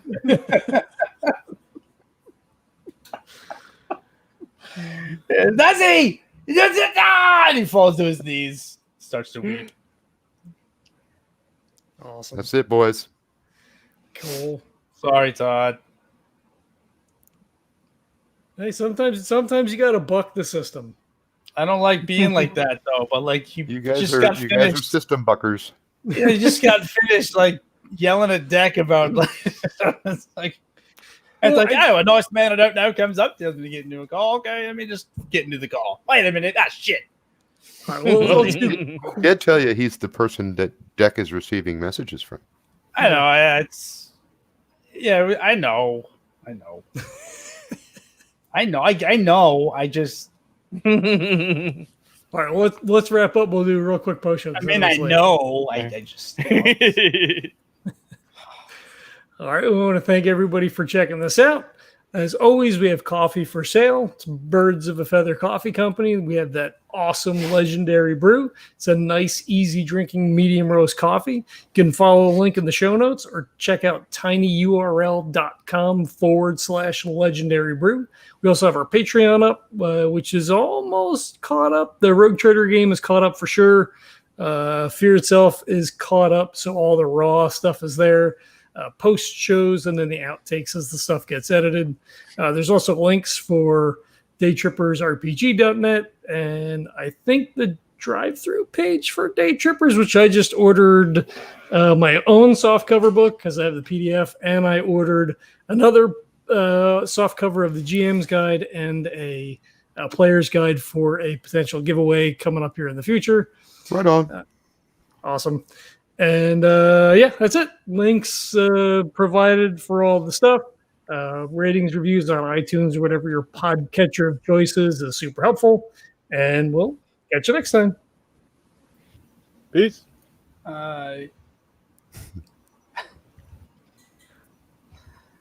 Post show. I thought that once he revealed that he was the guy, you were going to get in the car. I did too. I thought.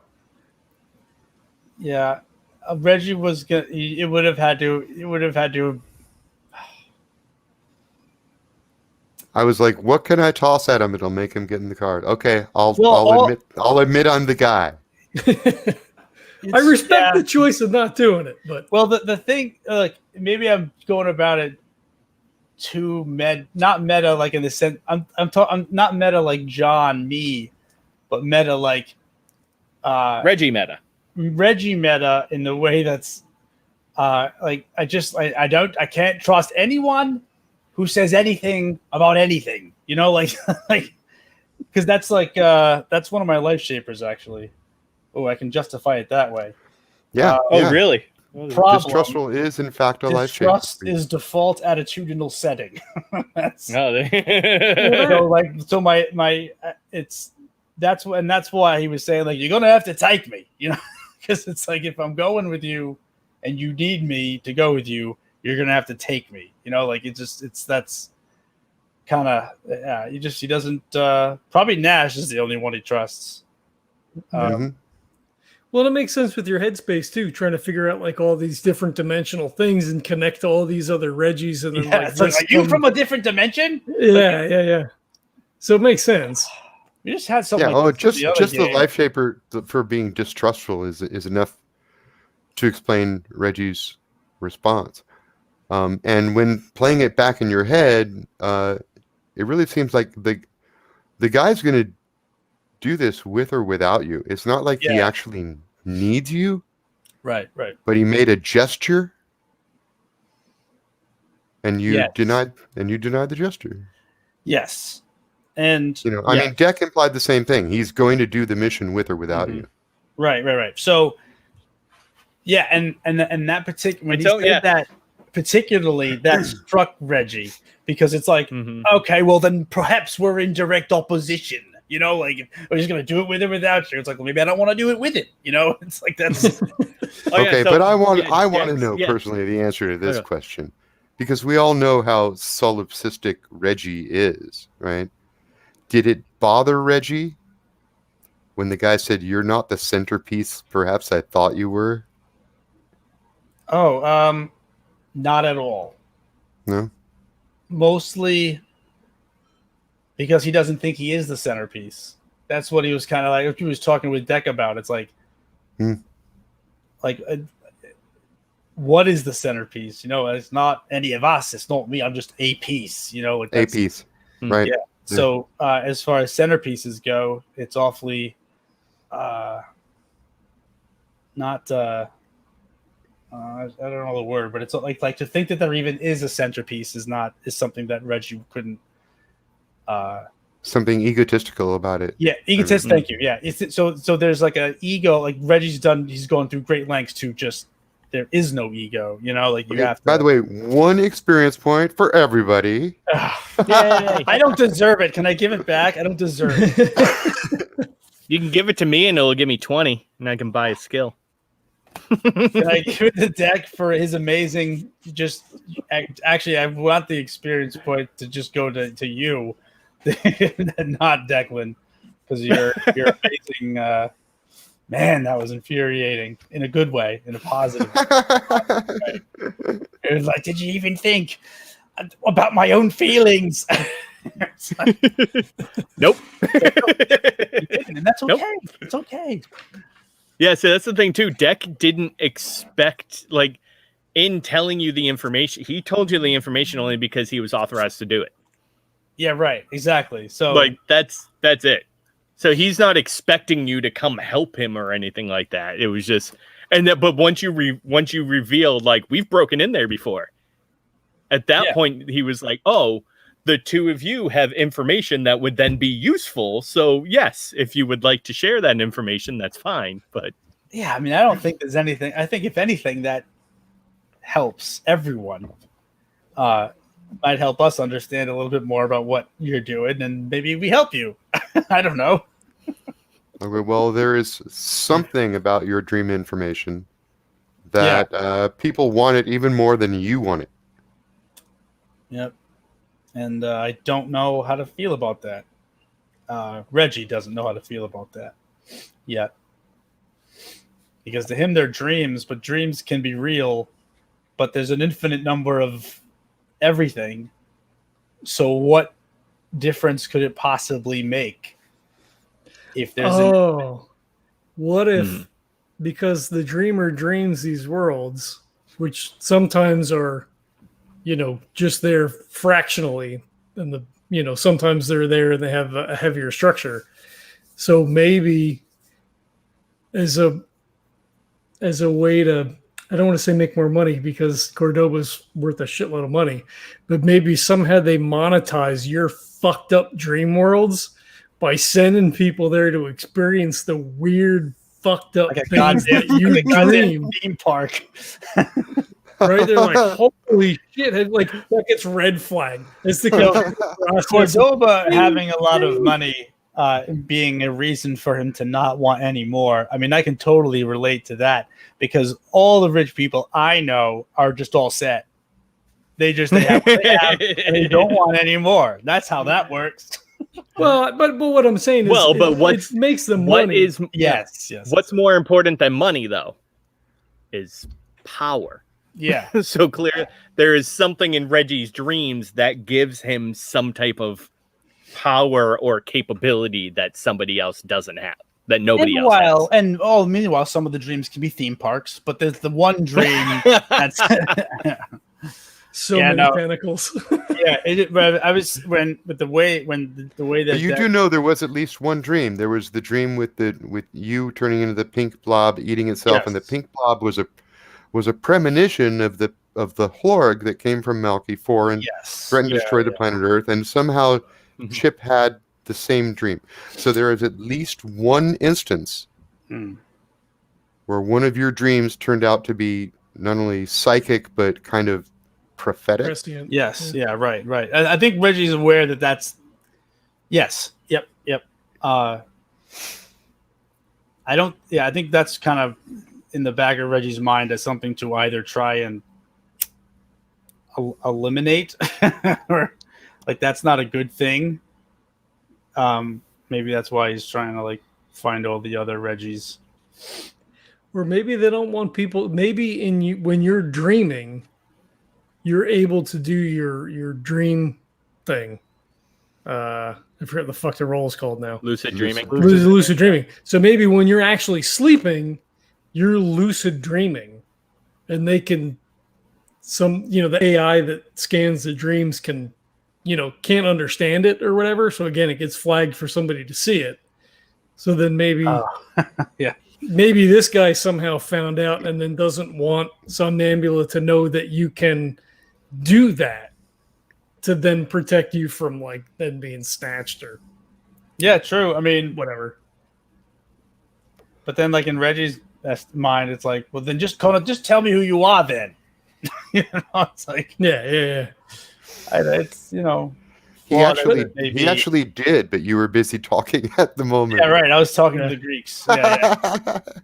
So, but I think even your refusal to get in the car then moves the plot forward, because then I assume at some point you call Nash and you're like, hey, this crazy thing just happened. This guy fucking pulled up and told me to get in his car. And then you know what he said? He said he was the guy.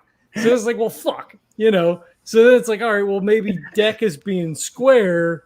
He made a poor choice, but like, who's that guy? And then like, if you can describe him, maybe Deck can look him up. Like, it moves the plot forward so that we Deck can won't look him up, but yeah. Yeah, right. Deck won't look him up because he wouldn't have been given permission to look him up. No, it's just because I'm trying to picture the scene where Nash goes to Deck and goes, hey, help us bust your invisible boss. I like that. Yeah. I mean, we could also just scroll through like, billionaire 500 list and see if we can, find the guy's fucking picture or whatever. But like, whatever, Like a lineup of 1%ers. Yeah. Yeah, Because you got to figure he's one of the super rich. Yeah.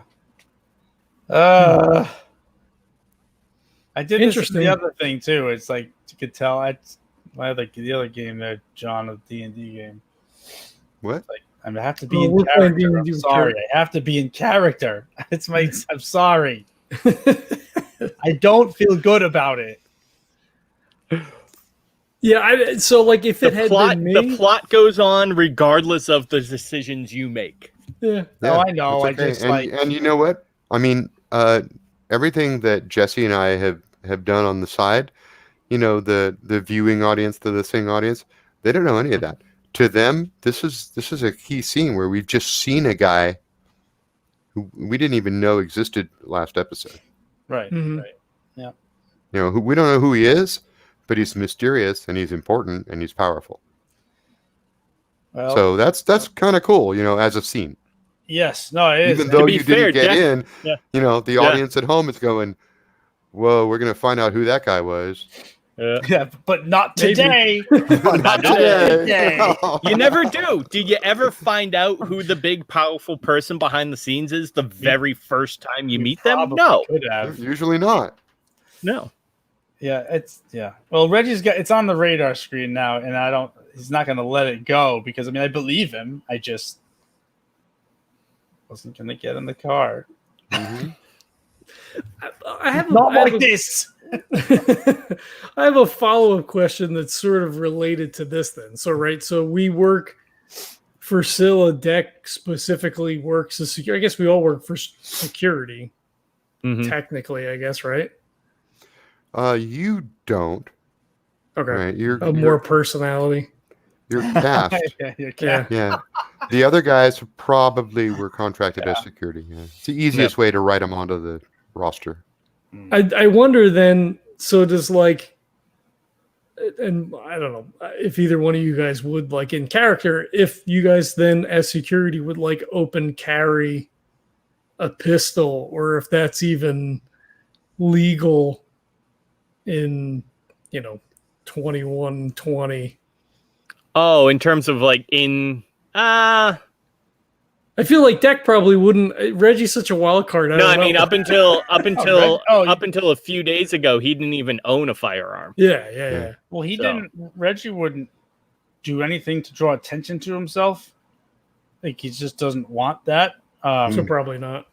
So, but unless it would depend on the time. Like, is it something that can be done? You know what I mean? Then. That's good. I've never actually asked that question. I kind of think it probably can be done, but I also know that whenever you guys have mentioned carrying weapons, they're always like shoulder holsters. You always keep them hidden.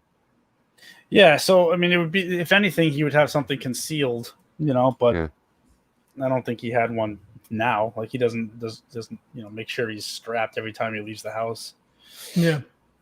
I wonder, I guess maybe we have to ponder on that in the next because month. you're right. Even if you're totally within your rights, it still does call a lot of attention to you. Yeah, exactly. Yeah. Right. Because in Arizona, you could go to Walmart, the guy has a fucking pistol sticking out of the back pocket of his freaking sweatpants like a jackass. but like my brother carries, right? Because he can, so he does. Mm-hmm. Just as a regular guy. So, working in the field that we work in, and I don't know that it's ever come up before. I mean, like in the attack on Nash's house, yeah, we had guns because we left and we fucking killed people and whatever. But I don't think Nash would, because I don't think he would think to do that necessarily. Right? Like if you're just walking around, you're walking around. But when we go we have a mission, okay, let's get kitted up, right? Like it's two different. I'm gonna counterpoint that only with what. So I don't think that Nash, if you're saying it wouldn't cross his mind, I don't think it would have crossed his mind up until he got into it with the whole Somnambula business and he started having black helicopters flying around him and secret security people. Yeah, that did happen, but there was a denouement to that. The forces from Somnambula cleaned up the crime scene. Susie disappeared. There's no police record of anything happening. Fitch went on the lam. We don't even know if Fitch is still alive or not. Yeah. And then somehow Bento was able to get Cordoba to drop the charges. Oh, yeah. Well, I'm just talking about in terms of that happening. So at that moment, would that create a sense of paranoia? And it was wrong. Nash? We found out later that we were mistaken. But at that time, it looked like the nightmare with Somnambula was over. Oh, yeah. Well, no, I'm just talking about in terms of would that put Nash on edge of maybe I should carry because I could get attacked at any point. Well, I think he does carry when he feels the need to. It's just that he conceals it. Yeah. Yeah. I assume he wouldn't on a red carpet event, but yeah. I mean, I could see at the time because he was still when you're off world. When you're off world, do you remember you had one job? I think it was for Bento, where he took you out to the back and opened up the trunk and he showed you all these weapons, right? I mean, nobody talked about licenses or anything. He's just here's your weapons. Yeah. Huh. I don't know. Yeah, I have to ponder on it. I can't. I don't imagine he would do it when they're at a red carpet event or whatever. But yeah. I guess maybe if the two of them were to go out because she's a high profile figure, maybe he probably carries then. But to go get a pizza, probably not. But again, it would be concealed. Yeah, You're wearing a tuxedo. You're on the red carpet, whatever. Right. I know, something to ponder. It's something that doesn't often come up. Yeah. But maybe in this instance that would have changed the dynamic. I don't know. Well, no, I don't think so because Reggie wouldn't open carry anyway. Yeah. Well, but even concealed carry, if they pulled up to him and then the woman got out and everything, if he could then pull out a gun and be like, okay, listen. Yeah. Yeah. And he could, and if he had told me at that moment that I have my gun on me at all times, I would have let that happen. But it was just just going out to get a pizza. Yeah, no, I'd be specific about that, But no, he doesn't have his gun on him at all times at all. Yeah. Fair enough. All right. Well, it's late. We should probably wrap because I know Jesse and I can stay on for another 4 hours. No, there's just so much I want to talk about, but I can't. I'm surprised that the stuff came out like already tonight, since we've been joking around about you having to work on like a third character because like this stuff is going on in the background. So I was shocked that it came out this way. Yeah. And it has maybe a somewhat benign, Yeah, I was not expecting it, and I think that Jesse might have like wished you could backpedal at that moment, but not necessarily, because I don't think when Deck said I've been authorized. Yeah. Clearly the next question is by whom? This became a thing immediately. Yeah. Well, no, I mean, and for Deck, I mean, it's because I mean, you could have just if you had just said, "I have found out," you might have gotten away with it. Oh yeah, right. But no, for Deck, it's almost like, and maybe this will, if there is another conversation between the three of them, who knows? We might have, like, me and Todd might have a solo mission where it's like 15 minutes and then he gets gunned down in the entrance of Somnambula. But no, like for him, it's almost like a mercenary. Like, it's not uncommon for people in his profession, in like security and stuff, to take missions from people. Like, you get hired to do certain things. And so, like, yeah, he's working for Scilla, but if somebody wants to pay him to do something else, he's gonna do it. Like, usually you know who for him, there's no conflict of interest. He doesn't have, it's not a loyalty issue or anything like that. He's like, somebody else needs some work done, so he's gonna do some work. Right. And I should insert here, because I don't know, like, John, you might want to think a little bit about Reggie's response here, because if I replay it in my head, I don't think there's anything that you heard from Deck to imply that this has been going on for longer than, I don't know, a day or two. Right? He just received this. There's nothing ever happened in the past that made you think there was a hidden employer. So you don't actually know, what I'm saying, when the hidden employee began. Yeah, I mean, I'm fuzzy on exactly what was said to it, but I'm pretty and sure. No, I mean, he told you, like, when you asked him, like, when this, he said, like, how long is it going on? Yeah, he said he got the information as soon as he got the information. He told you, because that's what I kind of circled back to, you. like, oh, is that what this is? Like, it was trying to just get to the bottom of, how long it had been, but I don't think it necessarily plays into how Reggie sort of moves forward with the information. I think just the fact that it happened is the concerning thing, and the fact that Deck doesn't see the potential problem is the concern. Yeah, I know. I just want to underscore that there's no provable, I almost want to say there isn't even a logical reason to suspect that this mission with the dream data implies anything about the rest of your relationship with Deck. Yeah. Right? It could be that your relationship with Deck is exactly as you thought it was, except for yesterday he said yes to something stupid. Yeah, I think that's why Reggie isn't like he's done. It's like, no, we have to we keep him. Like, we don't, not that we possess him, but like, this isn't like the end of anything. It's like we need to work this out. Well, yeah, I know, but there was that bit when I guess it was Nash who was saying, you joined with us and you came with us. Mm-hmm. Yeah. Well, because it's a breach of trust, right? So, like, as binary as Deck is in his outlook is for everything, really, right? Just because of the whole Clash thing. I think Nash and Reggie, in a lot of ways, are the same. And, like, you're with us or you're against us, right? Like, we're with the military background, like, we're on a team. We need to trust each other to the utmost for survival.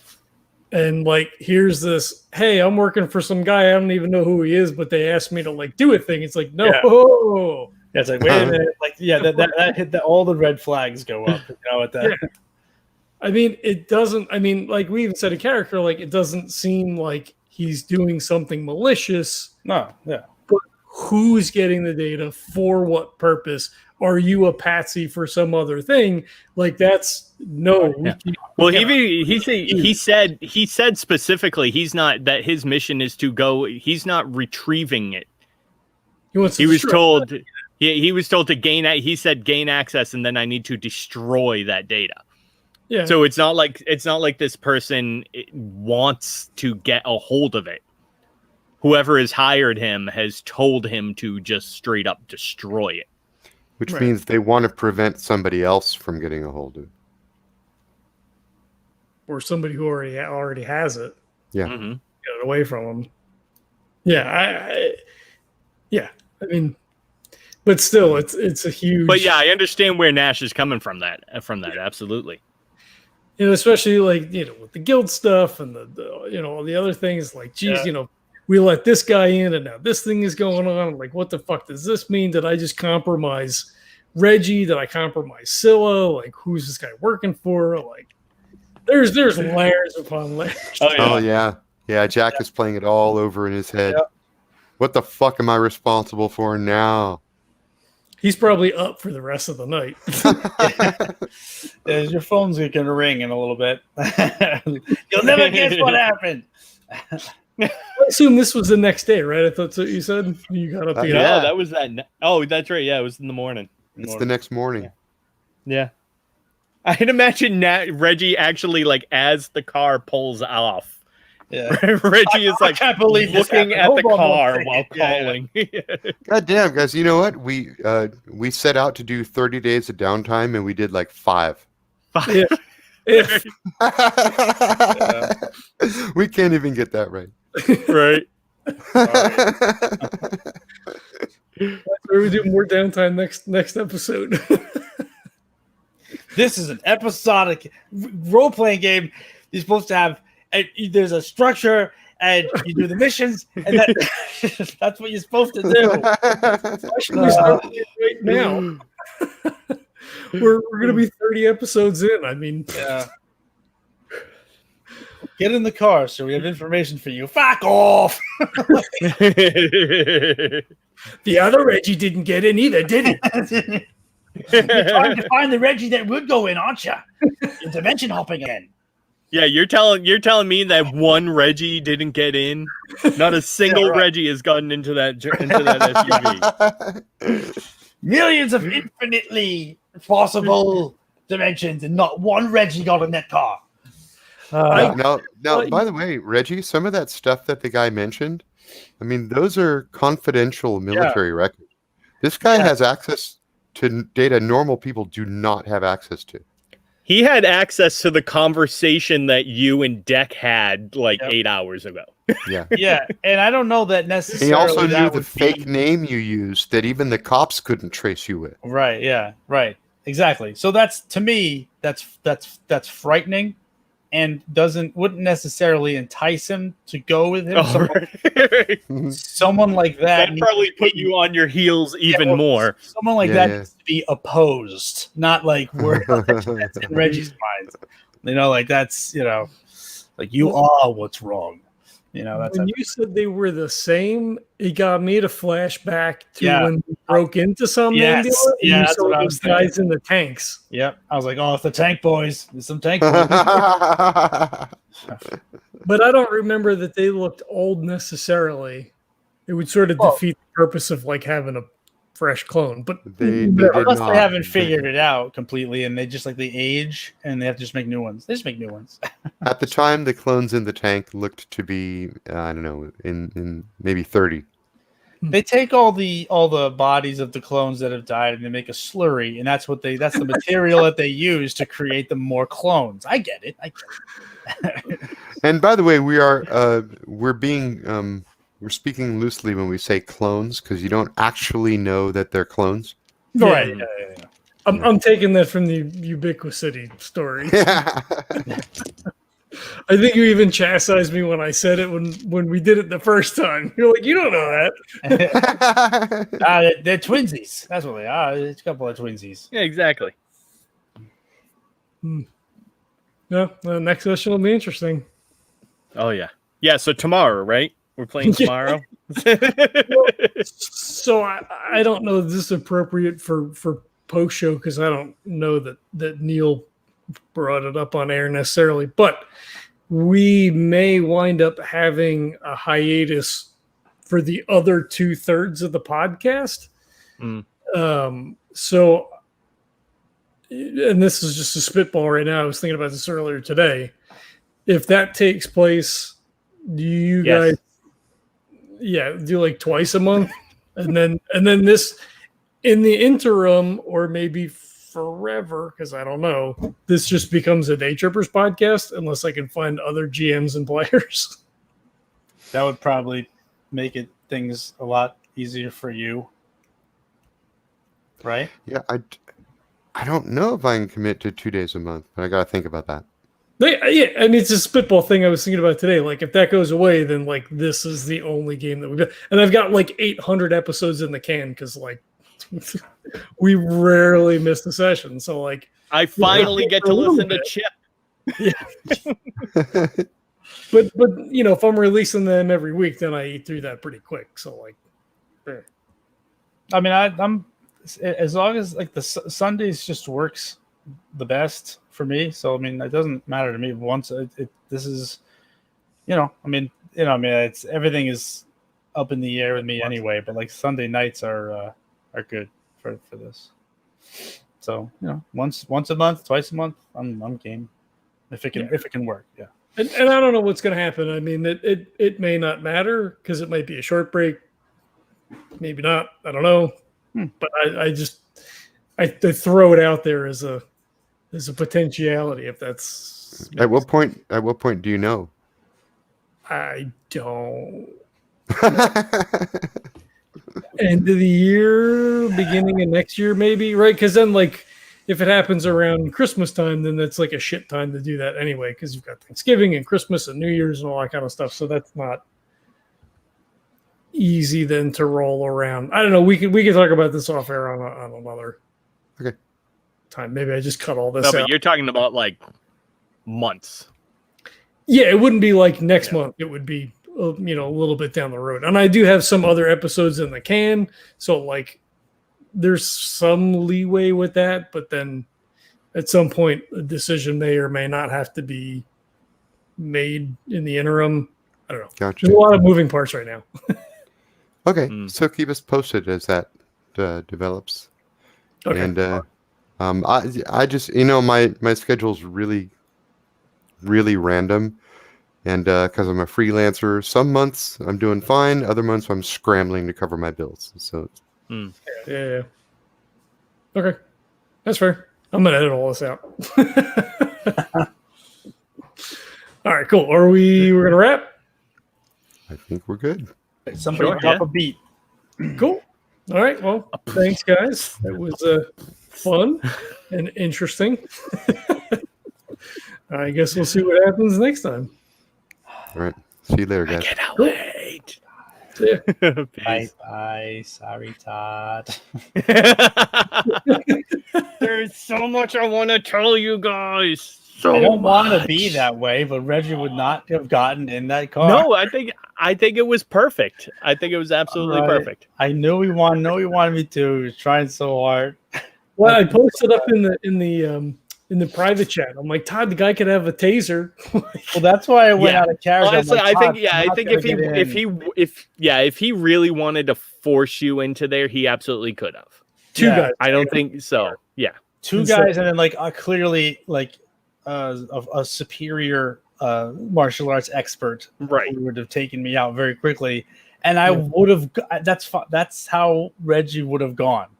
Yeah, it would have had to have been taken. So, I think at the point when the guy revealed himself and said like, "This is what you said last night," I think if it was Nash, he probably would have got in the van then, or said, "Let me call Reggie." You know, so it's not like, oh, you're by yourself. Like, at least I've got you with me. Right, right. We could take on anything sort of mindset. Yeah, like, to me, that, or to Reggie, that's like, yeah, of course you know about my conversation. You know, like, look at you. Of course you know. Like you're an enemy. You know, you're not an ally. It's like, I don't know. I mean, that's fair. Is it though? Like, just let the game happen, John. Not me, John. You know, like, it's just, I don't know. I think what was hilarious is that I think Tod played it hilariously of when he was about to reveal who he was. Yeah, it was beautiful. And Reggie just kept talking. Yeah. And he was like, and what's hilarious? So I heard what he said. Nice. I didn't. John did not. I didn't hear it all because I was doing my bullshit. So legit, like when Deck is saying, like, I don't know who the contact is. I don't know who the contact is. That's awesome. I don't. Now I do. And it's awesome. But yeah, like in game, Deck doesn't actually know who he's like. He just has a contact who he talks to, but he has no idea who the person actually is. Yeah, I think Reggie and I mean, I know Nash, I think believes that you don't. Yeah. But you've made a poor decision. You know, from the standpoint of you're keeping things from the team. Yeah. Again, going back to, like, you know, the military background of, like, oh, you gave secrets to the Russians, or, you know, you've somehow betrayed the trust of this tight, close knit, you know. Oh, absolutely, yeah. I think we lost John. You know, at first blush, it has that, you know. Oh, absolutely, yeah. You've been talking to somebody, like, it's almost like I cheated on you. Oh no, it's like Susie all over.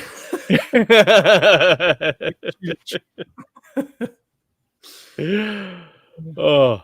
Well, we threw a lot of things at him that he could use if he doesn't have anything planned. So, right. I guess there's that too.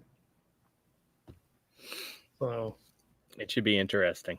Yeah, I'm looking forward to seeing how it plays out. I mean, I like I said earlier, I think with the information that Reggie then brings to the table, I think that kind of breaches that gap a little bit and brings us a little bit closer together. Like, well, who the fuck is this guy? And like try to figure out maybe who that guy is.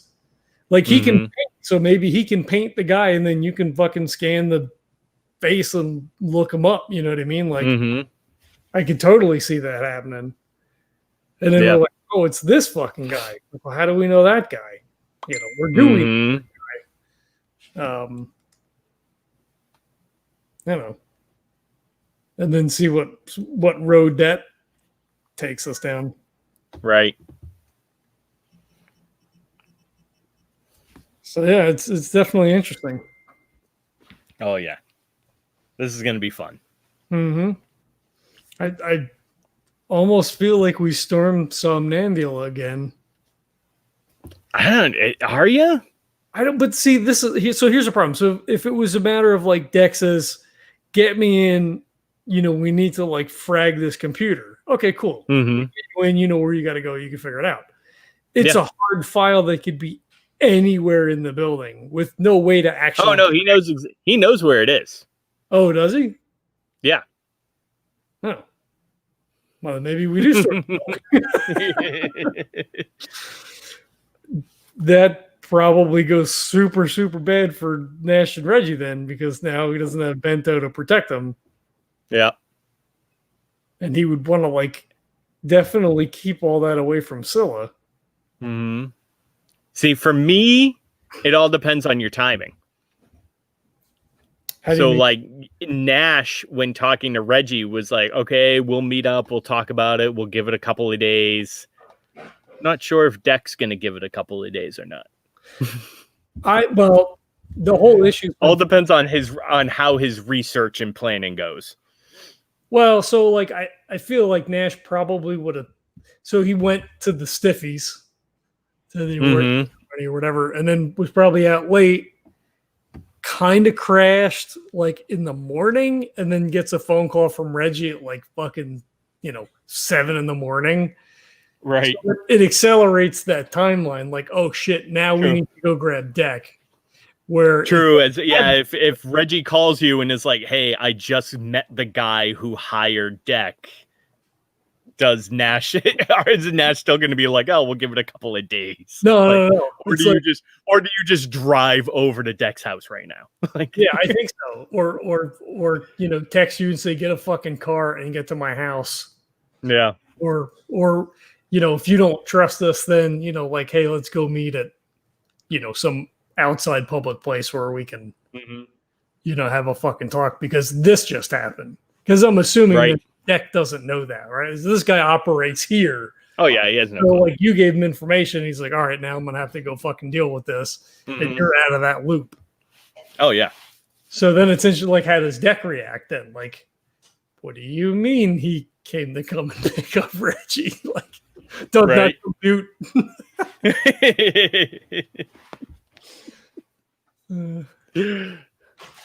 What? None. So, yeah. So it's all interesting. I kind of felt like I had a better handle on Nash tonight than I haven't had recently. Oh, really? And I think with taking the acting, I think he's just going to lean more into that. Mm-hmm. Right? It's sort of like he's kind of one note, and I like to sort of wallow in that. At some point, it's, does that play over season, after season or whatever? So like, I think he sort of leans into this new scenario. Yeah. Depending on the outcome of this situation, but true. Yeah. Yeah. I don't know. I think it's nice. It gives him it gives him something else to think about now. Mm-hmm. Yeah. No. Oh, of course it was a fun messaging us. The cat killed the router. He has unfortunately dropped out of the stream, which is why we don't hear him anymore. But yeah, I mean, that's very interesting stuff. So yeah, I'm super looking forward to the next game and kind of seeing how all this stuff shakes out. If it even shakes out next session, because God knows how long this will take. Right. No, I do like the fact that, Nash, he's pretty much just been a soldier for most of his life now. Right? Like, even when he worked for Dark Matter and did all that, he's a soldier. He's a warrior. That's all he does. This gives him something else to do. Mm-hmm. Yeah, it kind of breaks him out of that mold a little bit. Yeah, and he seems to be enjoying it.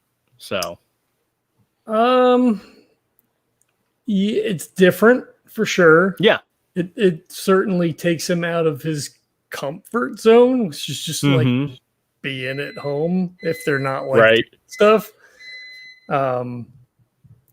So yeah, I think she's had a good impact on him. At least a different, she's had an impact on him for sure. Yeah. So yeah, I'm interested to see where he's gonna go. Yeah, because I don't know. But yeah, I think I'll lean into that more. I think even at one point, after like the initial award ceremony thing, and then they were kind of together. I think I'd said during one of the sessions that like he had started to lean in a little bit, like he was dressing a little bit better, and that kind of stuff. And then I think I just kind of let that fall, or at least didn't bring it back up again as like a thing. Yeah, but whatever. I mean, especially with ever since Deck has kind of come on, like you haven't necessarily had a lot of downtime. So that aspect hasn't necessarily been pushed yet. Yeah. Yeah. Well, yeah, because when we do a mission, then we're gone. Like, I guess in game terms, we may be gone for like a day or two, but it may take us like, we Tricks of the Trade was 4 episodes. So that's 4 months that may take place over the course of 3 days. Right. Exactly. Yeah. So it's hard sometimes to like, because when you're doing that, you're only doing that. Like, you're not going grocery shopping or like, right through the park or whatever. Like, you're out and stuff. And then when you come home, there's like a decompression with, whatever that is. I'm sure we hang out to some certain degree. Reggie probably paints, but it's, you don't want to do like downtime like I feel like you don't want to do it every couple sessions because the missions themselves, well, they may take months in real time, don't take, a lot of time in game time, except for Inra was like almost 30 days, I guess. Yeah, true. Yeah. One was like 22 days or something. And then we wound up having to go back again. Right. Oh, man. I think with Tod doing the timeline, it's so much work. I really want to go back and listen to all the episodes and do like fucking master notes. But like, it's going to be 29 sessions at, call them 3 hours a piece. Fuck. Yeah. Like, it's a full-time job to just sit, listen, and take notes. Yep. I mean, you're looking at almost probably about 90 hours worth of. Yeah, that's a lot. We're long, 3 to 3.5. Like, some of the more recent ones have been a little bit shorter. Yeah. 2-ish. I was surprised we went as long as we did tonight. Oh, really? Yeah. But, cut out 15, 20 minutes on the front end of us just dicking around. Sure, yeah. That'll be part of the outtakes, I guess, our pre-show outtakes. Yeah, you're gonna have to recut a little bit of the intro. That kind of got scrambled up a little bit. Yeah, well, because that's what's always the rub of like, I should just record as soon as I get on and Tod gets on, or whoever the first person is, I should record. Because then he was like, "Oh, the guy's name is blah blah blah whatever," and I'm like, "Fuck, well, let me write that down because we're not recording." And then he just sort of like zoomed into show. And I'm like, wait, we didn't right. So I'll have to edit that, and then I'll have to edit the post show to cut out the other stuff. Yeah. Because I don't know that he said anything, and I guess it's not really relevant. That's a scheduling thing for us to figure stuff out. But yeah, maybe if you want to run something and find some players. Yeah. We'll see what happens. All right, I really want to go this time because I've got something every night this week, and this is just the start of Hell Week. Oh, fun! I got Oscar tomorrow. We got Rogue Trader Tuesday, theoretically, and then I got D&D with Kurt on Wednesday. Oh, fun! It's a full week. Nice. And then the Flyers play on Thursday at some indeterminate time. Hopefully in the evening. Oh, there you go.